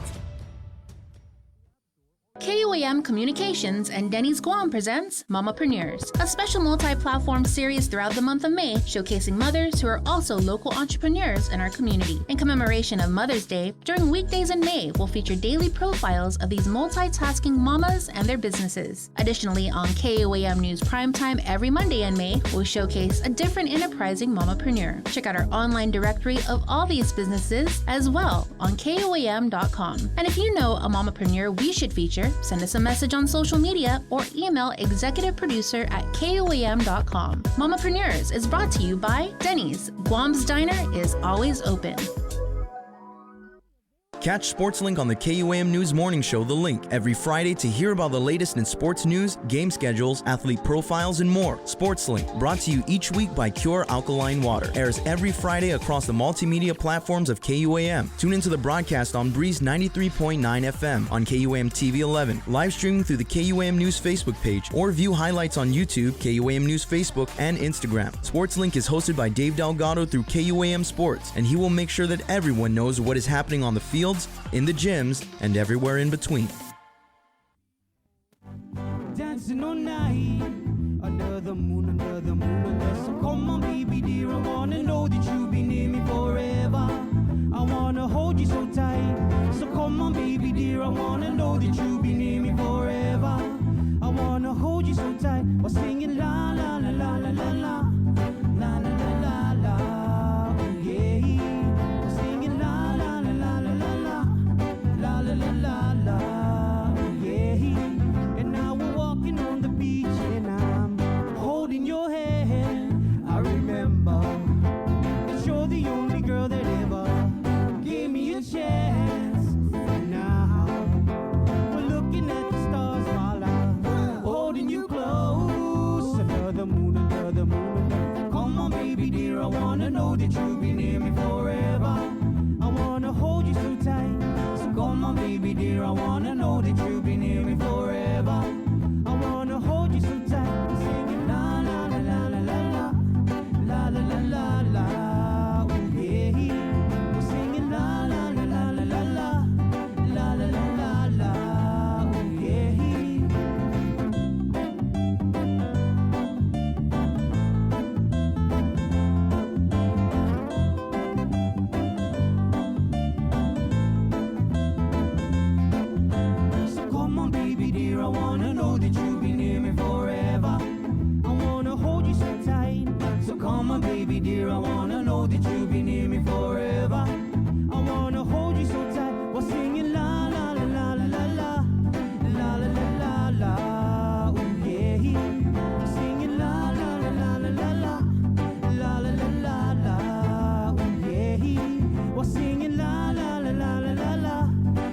Good stuff. Top Flight, Under the Moon. Jay, let's go ahead and do Cover Me now. This is such a cool performance from a local band. And you came across this because, you know, I mean, you're basically, you've got your own Google agent that says, you know, like when awesome Guam musicians do something cool. Not really. I stumbled across it on Twitter. Yeah. So I don't know if you guys know Audio Tree, but they're basically like an indie rock kind of website, group, whatever. So local group, Local Deluxe, that was actually featured on Audio Tree. Yeah, and it's not just this track. I mean, they had a whole like 16-minute set, and the hard thing was actually us going through this and figuring out, okay, which of all of these tracks do we want to feature? Because these guys can rock. Yeah. And you'd never know these guys were indie. There's nothing wrong with indie. I mean, we love indie music here. There's a nobility about independently produced music that's always going to last. But, I mean, these guys are a polished act. You would think, you know, based on the video and the production quality. Bro, I don't know when you stop paying attention, but like indie rock is so mainstream now. Yeah, because there aren't any, the record labels because of downloads and Napster and all that, right? Well, who's your favorite like indie group of like There's a all lot time? of great indie bands out there. Remember the Smithereens? Yeah, I was Smithereens. big into those guys. Right, but nowadays there's bands. I mean, obviously like Local Deluxe, but other bands like I listen to Mild Orange, War on Drugs. There's a lot of good bands. Well, and also if you love local music here on Guam, and we do. I mean, local bands here are basically indie for such a long time, waiting to get a break. And you know, I mean, that's something that they were, you know, it's a sense of pride. It's like, hey, we're making it. And so we're also proud to present Cover Me, which is proudly brought to you by our friends at Burger King and our friends at Docomo Pacific. Our buddies at Burger King, of course, always doing a lot. Driving through Mondays, every 10th car gets a free Whopper at BK Hagåtña and Tumon Bay. You got that? Drive through Mondays, okay? Every 10th car gets a free Whopper in BK Hagåtña at Tumon Bay. Wow. Finally a reason to go to the drive-through when there's a line. All right? Okay, so thank you, Burger King and Docomo Pacific. We now present Cover Me. Good morning.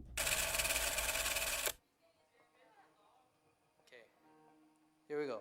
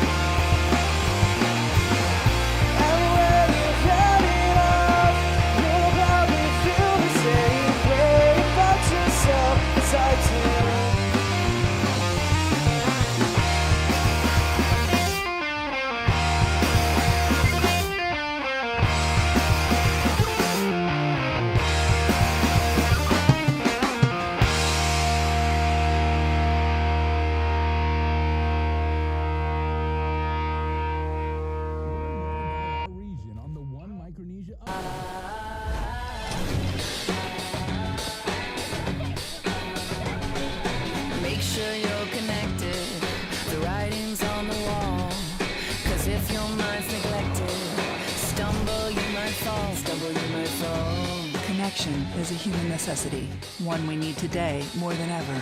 And with the new First Hawaiian Bank mobile app, you can stay just as connected to your finances. And it all starts with yes.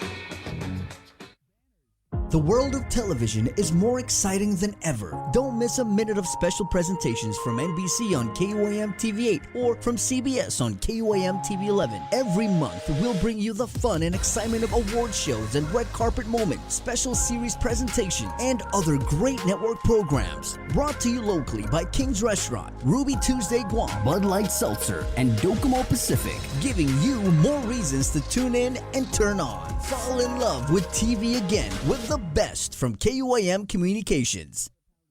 Help us celebrate the class of 2021. KUAM wants to help you celebrate this touchstone moment in the lives of your graduates. For the months of May and June, we will flood the social media pages of KUAM with photos and well wishes for the class of 2021 grads. Log on to KUAM.com to submit photos and brief messages or captions. Then look for your special grad on KUAM Instagram and the Facebook pages from all of your friends here at KUAM. Congratulations, seniors!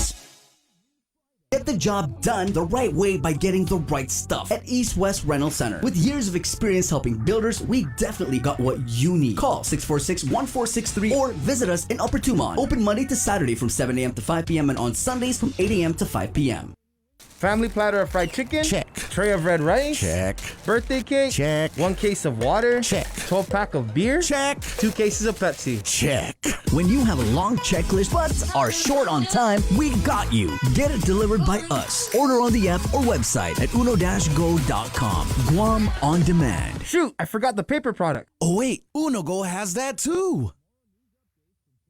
KUAM's multi-platform morning show, The Link, just got a little more delicious with Feed Me Fridays. Chris, Sabrina, Jason, and the rest of the morning crew will take some time each Friday to talk food, taste food, and bring you all the latest and greatest in food from King's Restaurants and Ruby Tuesday Guam, old faves, new hits, and everything on the menu in between. It's Feed Me Fridays on The Link. 094 on Breeze 93.9 FM. Beat the clock, only at your nearest Domino's location. Order a large one-topping pizza for carry-out between 9 and 10 p.m. Monday through Thursday, and the time that you place your order will be the amount you pay for your large one-topping pizza. That's right, folks. Place your orders at 9 p.m. and you can get that large one-topping pizza for just $9. Now that's a steal of a deal. Only at Domino's. This offer is only available for carry-out services. Save time and order.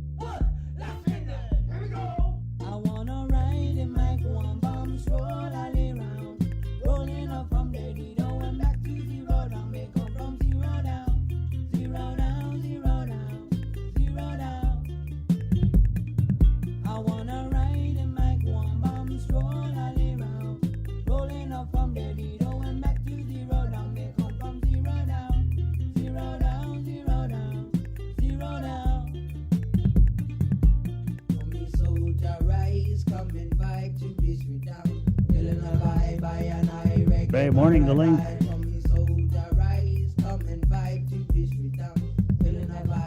Hey guys. Hey. I have a burning question.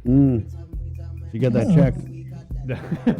Okay, Bree and Link fam, I'm gonna need your help on this, right? Because you guys know, like, I love tech, right? If anything has moving parts, I have to know how it works. And one technology I really enjoy is car wash tech, right? You know, the automated ones. So yesterday after work, right around like 3 p.m, I went to go, like, you know, and I paid to go get my car washed. But the car wash was, you know, like it was down. They had maintenance, which is like totally cool, right? But I was thinking, I was like, you know those codes that you have to plug in for the car wash to activate? Yep. If you went to another car wash owned by the same service station, would they work? Are they transferable?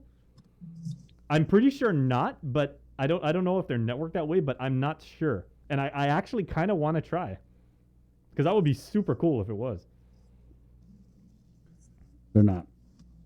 They're not. You can use it like I think they're good for. Yeah, they said they're good for like 4 days, Yeah, which is awesome. But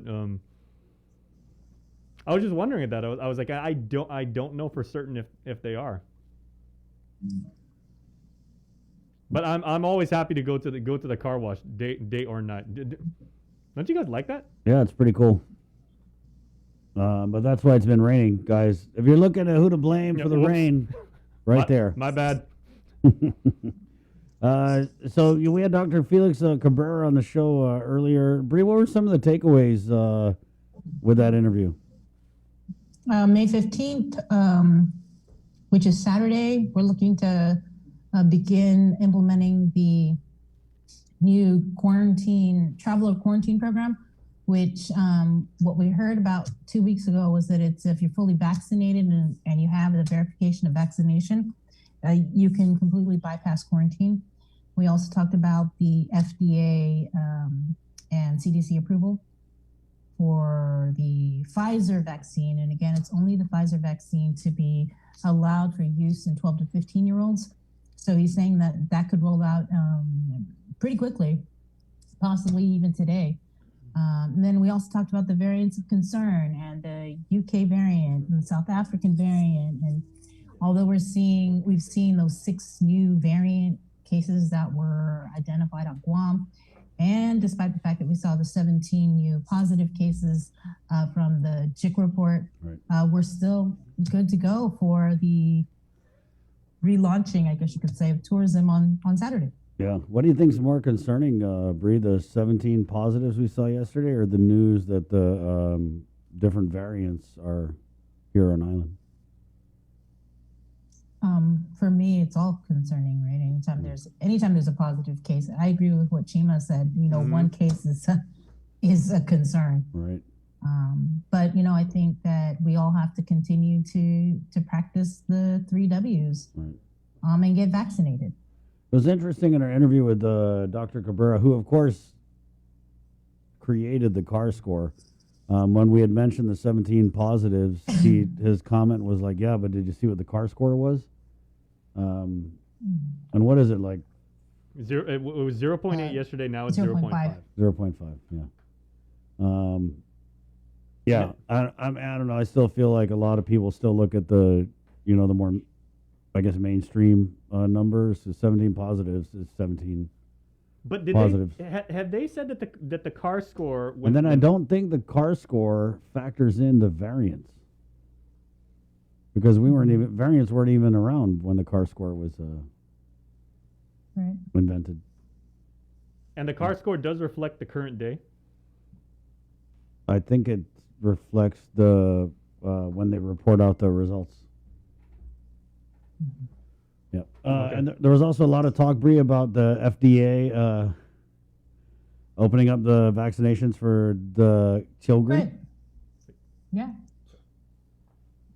And he said that could be rolled out any time now. They're going to have a meeting, I guess, probably as we're speaking, right, to talk about all of this. And so he said, like you said, it could be today that we could they could start vaccinating the 12 to 15-year-olds.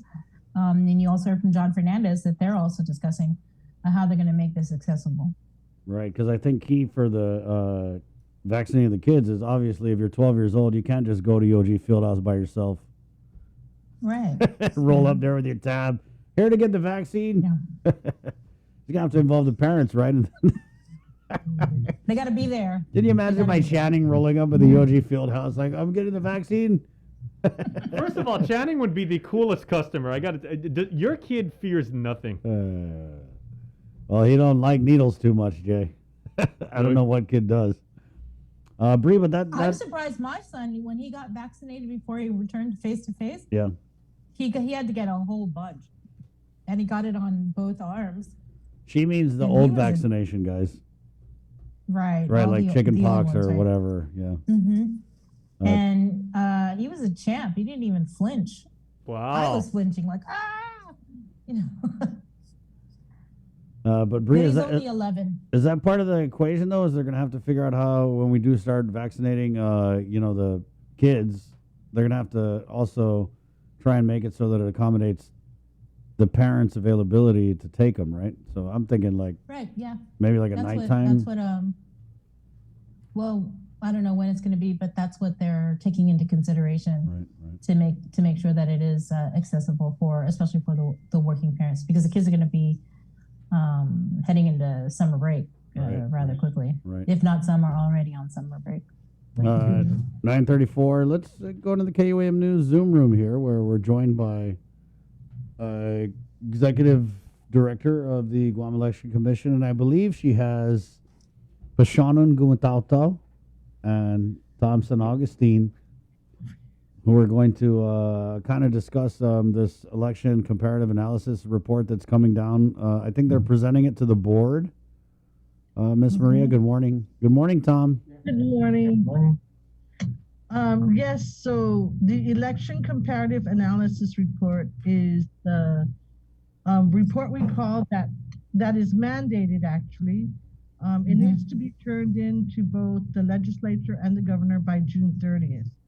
So the Guam Election Commission is meeting on May 20th. We will give them a draft and they will take a look at it. And by their June meeting, they will we will get amendments or changes or corrections from them so that by their June meeting, they should be able to approve it. And we send it to the legislature and the governor on June 30th. Well, So what happens when they get it though? Part of it should include recommendations on updating the code. And so we've submitted recommendations with the ECAR, Election Comparative Analysis Report. So what they would do is, in the past, our oversight chair, Senator San Augustine, had turned it into a bill. So we saw that if it's a hit, the election code is made up of 21 chapters. So updating 21 chapters, that's a lot in different sections. So we will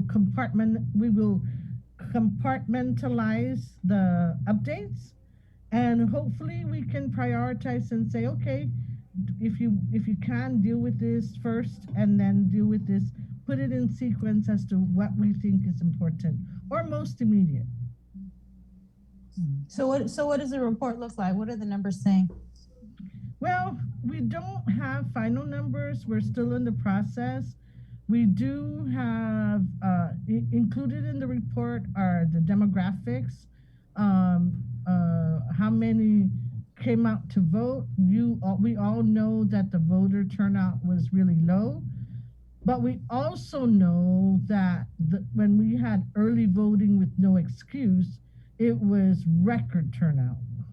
We've never in regular elections we would have maybe 1,000 people voting early. For the general election, we had 13,000 people voting early.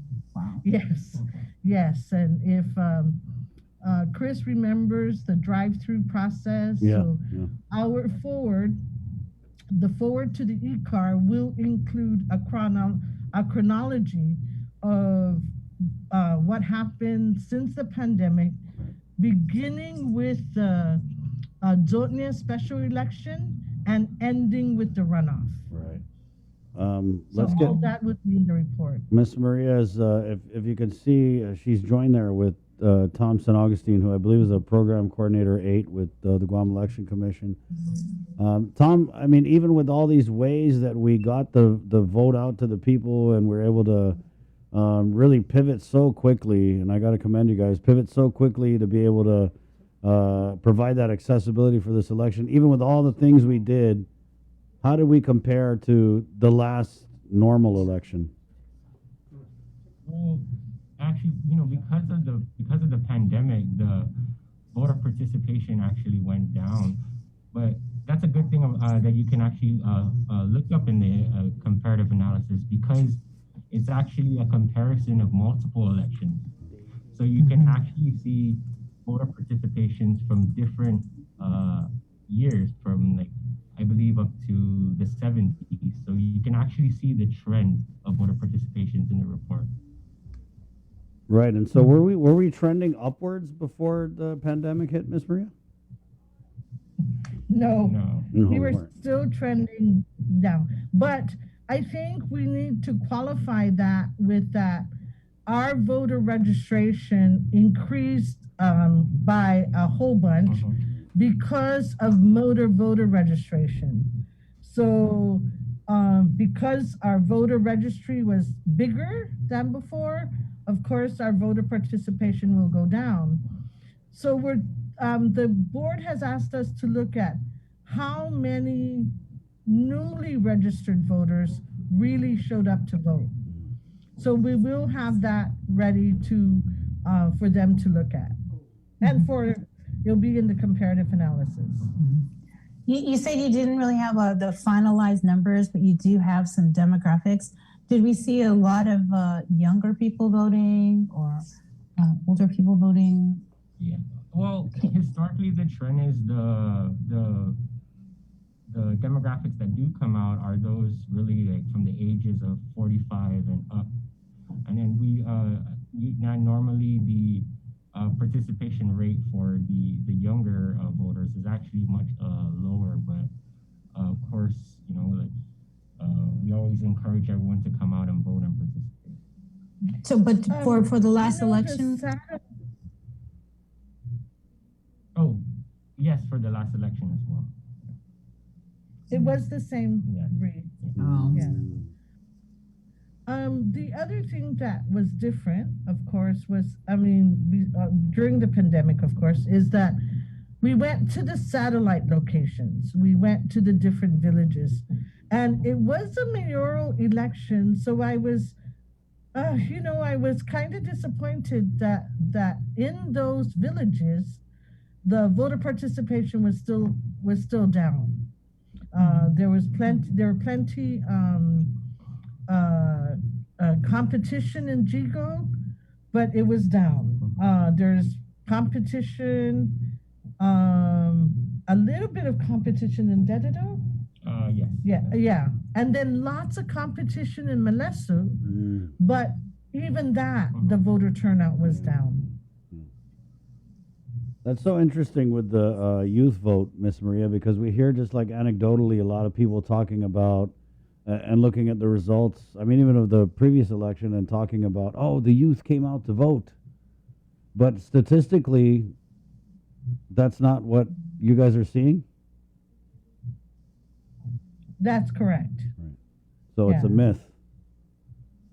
Well, again, we'll take a look at the more accurate numbers when they come out, and we can all surmise what. Yeah. No, and I mean, that's the thing. You give us the numbers, then we do the surmising here because the numbers are just the black and white of it, right? But when people talk about, and you hear it all the time, they say, oh, social media, so-and-so is big on social media, and that's why young people came out to vote. It's actually not even accurate. That's so interesting to me.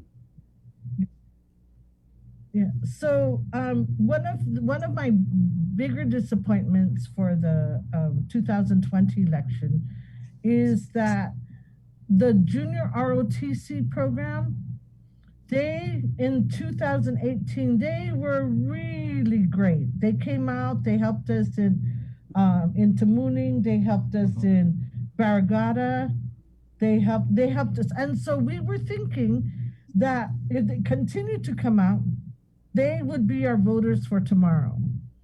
And so getting them involved at that level and getting them more involved would help us, will help get the youth to come out to vote.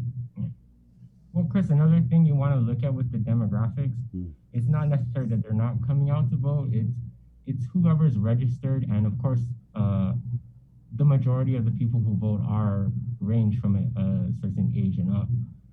So it's really looking at how many of them are registered, how many in our registry are actually from 18 to 25, and then how many are registered, so they actually are coming out to vote, but the question was, who has the greater participation? It's obviously the older generations from like 45 and up. Right, but then you guys are saying that a lot of people registered to vote, but a lot of people didn't vote. Oh, this last election, correct. And so what the board has requested from you, Ms. Maria, is they want to know how many new registrations actually went out to vote in the last election. That's correct. We actually, for our, for Ken Paris, we actually prepared a report for them at his request for 2018. And so, sorry, I don't remember what the report said, but we can get back to you with that. And we will have that in the 2020 comparative analysis. Right. Ms. Maria, maybe we can just round robin on other issues now, but last time we had you on, you were kind of putting the call out about the financial disclosure statements. Thank you. So the deadline was April 22nd, and people who had to file the full financial disclosure, the directors and the elected officials, everybody turned in a full financial disclosure or requested for an extension. So the extension is up until October 19th. As far as the boards and commissions, it's a dynamic list. Board members and commissioners, their terms expire at different times. So I think we had over 400 boards and commissions and elected officials and agency heads that needed to file. We are still receiving them. This year is the first time we forward it to the Guam Ethics Commission. We just, Guam Election Commission is simply the repository. Guam Ethics Commission has the supervisory responsibility for the FDS. So who do you send it to if they don't have an office? We electronically send it to them. Yes. You said it was dynamic with the boards and commissions. So did a majority of them also comply or not comply? What did you mean by that? Okay, so we had over 400 and maybe 130 of them were full FDS. So that would leave 280 some. So maybe half of them complied. We are still receiving them. We have coordination between the governor's office and the legislature and ethics commission to make sure that we keep our list updated. as the legislature goes into session, they have the list of appointments that are being confirmed. We keep up with that, and Chris and Bree, you know, people say, hey, you're not busy anymore. We are busy. We try to work on that, our comparative analysis report, and we've started training volunteer voter registrars. So they're out there already. Our next training is May 19th on Wednesday at 5:30. On Thursday, May 20th at 1:30. If anyone's interested in getting trained as a volunteer voter registrar, get on our website, call us, email us. We'll send you an application form, and the training is on a first come, first basis. We can accommodate only up to 14.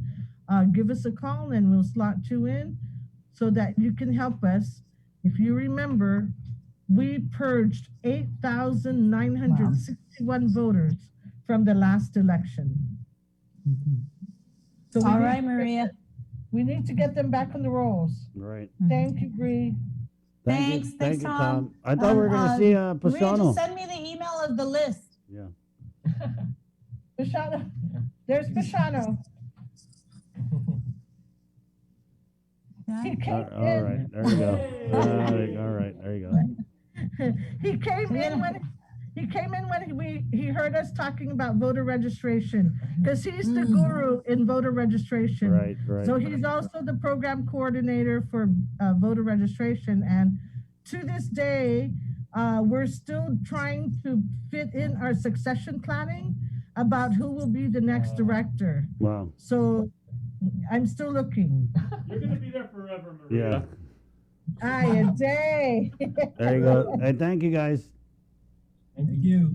Esther, right on. Thank you. Okay. Guys, we're going to take a really quick break, and we're coming back with the one and only Jason Solis. Next, right here on The Link. Uno Go, delivering meals from your favorite restaurants and more, including delivering sodas and adult beverages from the Bottle Shack. Visit uno-go.com or download the app today. Also, follow them on Instagram and Facebook.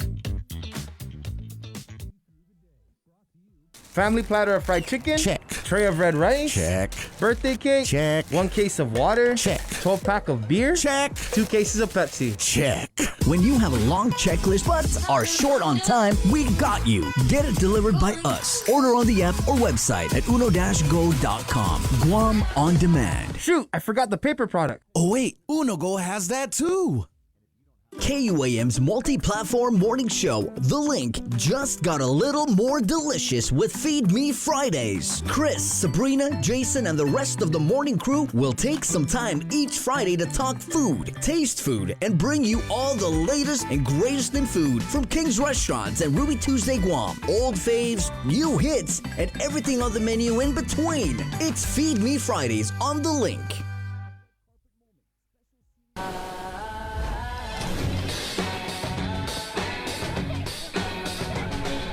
Make sure you're connected. The writing's on the wall. 'Cause if your mind's neglected, stumble you might fall. Connection is a human necessity, one we need today more than ever. And with the new First Hawaiian Bank mobile app, you can stay just as connected to your finances. And it all starts with yes. GU Self-Storage, conveniently located near the Harmon McDonald's. We offer affordable rates, online payments, and auto bill pay for your convenience. Plus gate access daily from 6 a.m. to 9 p.m. Call us today at 648-7867 for more information. Get the job done the right way by getting the right stuff at East West Rental Center. With years of experience helping builders, we definitely got what you need. Call 646-1463 or visit us in Upper Tumon. Open Monday to Saturday from 7 a.m. to 5 p.m. and on Sundays from 8 a.m. to 5 p.m. The relationship between Guam and Manila, Philippines is undeniable as we share similar cultural traditions, history, and heritage, with generations of Filipinos calling Guam home. KUAM presents a monthly look at the capital city featuring in-depth and engaging interviews on everything from medical tourism to new business and government leaders. Veteran newscaster Nestor Lecanto delivers Beyond Our Borders. This special program is brought to you by the Bank of Guam and KFC.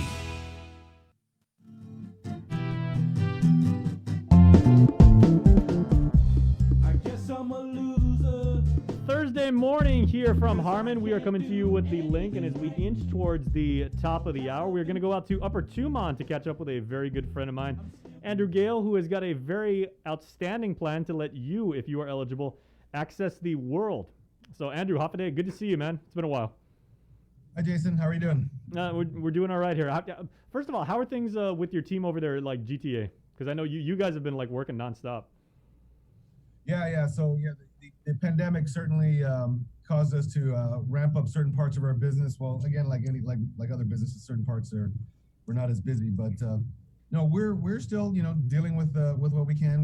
We still have a portion of our workforce that's working remotely. I'm in my office today, but we allow our teams that can work remotely.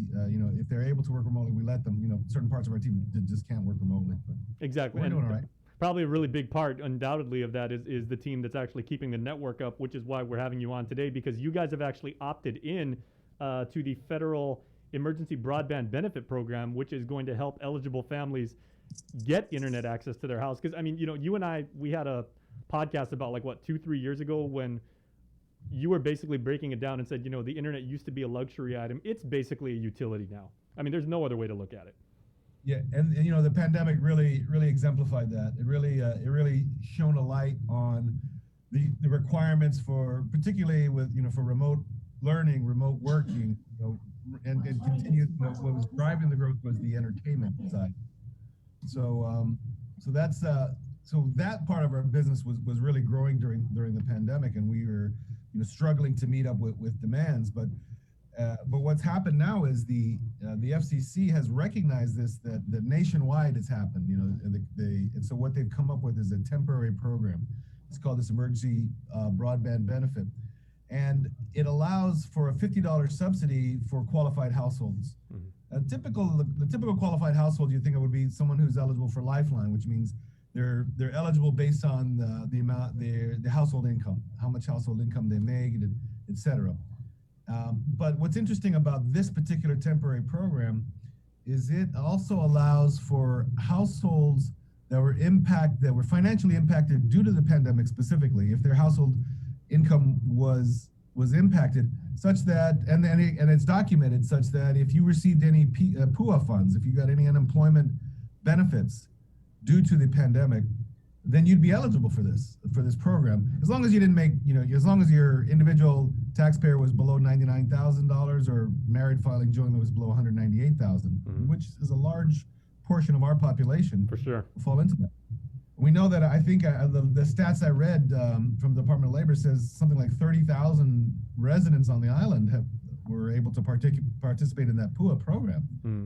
So there's a big chunk of people that are eligible for these types of services that normally wouldn't have been eligible for typical Lifeline services. Mm-hmm. But so that's why we wanted to get the word out and let our customers know and let people know that this federal program is available now. It's a $50 subsidy for broadband service that you may have, and that it'll go for a wireline or wireless broadband service, and give us a call and to see if you're eligible or if you have any questions, and so we can start participating. We can get you enrolled if you're eligible, and you can start getting this discount. Subsidy. I'm sure people are going to have like a cajillion different questions, all different types of use cases. So I just wanted to get you on, maybe do like a quick, FAQ about what some of the more common questions that are probably going to bubble up are. And enrollment actually began with GTA yesterday for this program. So how can people enroll? Yeah, so they can give us a call. We can do it via the phone, online, in person. Right, those are the three ways that we're doing it today. There's a website called getemergencybroadband.org. That's the national website, There's more information about eligibility and signing up on that website as well. But I would encourage our customers just to give us a call locally. Our staff is ready to answer those questions and can take you to the next step. Also, check our website, gta.net. Mm-hmm. Now, do they have to bring to be recognized as eligible for this program? Do families have to bring like any type of supporting documentation, or say like like receipts or anything? There's going to be that. The specific details of the type of documentations, give us a call or go online to get that. If it's, if you're on PUA, then we'll need to see some form of statement or some form of proof. Again, this is part of a national program, so we have to follow the rules that the FCC and the USAC, the Universal Services Administration Corporation, have set for this particular program. Again, what will happen is we will extend, once we find out someone's eligible and we'll sign them up, we will extend the discount to them, and then we'll get reimbursed by the federal government. Mm-hmm. And so this isn't like some, just to make sure people understand the mechanics of the program, this isn't like some special temporary plan that they're being rolled over to with, some sort of like cap on data transfer or bandwidth and everything like that. You get your existing data plan with GTA and you knock off $50. Yeah, and one of the rules for us as a participating carrier is it had to have it had to be a plan that was in place back in December. So it's existing plans. They're not looking at this to be, hey, go out and create a bunch of new plans for this. No, it says this is meant to be a temporary plan for existing subscribers on existing plans. Mm-hmm. Actually, it means for existing plans. We can't go create new plans. Now, we can have new people sign up for plans, mm-hmm. And we can enroll them if they're eligible, so they can participate in this program. But it has to be in a plan that was existed, and that's our plans all existed back in December. All right. Well, Andrew, my camera guy, DJ Joseph here, he's off camera obviously, but he's doing the happy dance like for every word you're saying right now. So he's going to be down there, I'm sure, as soon as we're off the air at 10 o'clock. But that was going to be my next question: is for new customers that may just sign up and everything like that, they can qualify as well. Sure. If they qualify, we can sign up new customers as well. This is new and existing customers. It's just the one stipulation for us is we couldn't create a bunch of new plans for it. It had to be an existing plan. Right. That's a fantastic program. So real quick, how can people contact you on your URL, your social media handles, and your phone number, if you could? Sure. GTA.net. We have live chat on GTA.net if you prefer. We have give us a call at our call center. We also have WhatsApp 489-TALK. If you want to do WhatsApp with us and get more information, start a conversation that way, as well as come into any of our stores. All right, fantastic. I've used your live talk anyway for tech support when I've had to like make use of that and everything. I was amazed at how fast I was in and out. They're real pros. Yeah, that one's getting more and more popular, the live chat. All right, Andrew, thanks a lot, man. Great service you guys are providing the community. Thank you much. Thanks, Jason. Take care. All right, have a great day. There you go. Andrew Gill, GTA. It's 9:59. Viewers on KUAM TV, thank you for jamming with us on the link, which is proudly brought to you by East West Rental, Calvo Enterprises, IT&E, and our friends at Jack in the Box. For Sabrina Salas-Mantanani, who is currently on home quarantine, my name is Chris. I'm Jason. There she is. Oh, there you are, Bree. I'm Sabrina. There you go. This has been, and another one, episode of The Link. Until la Gupa está. Adios. Happy Thursday.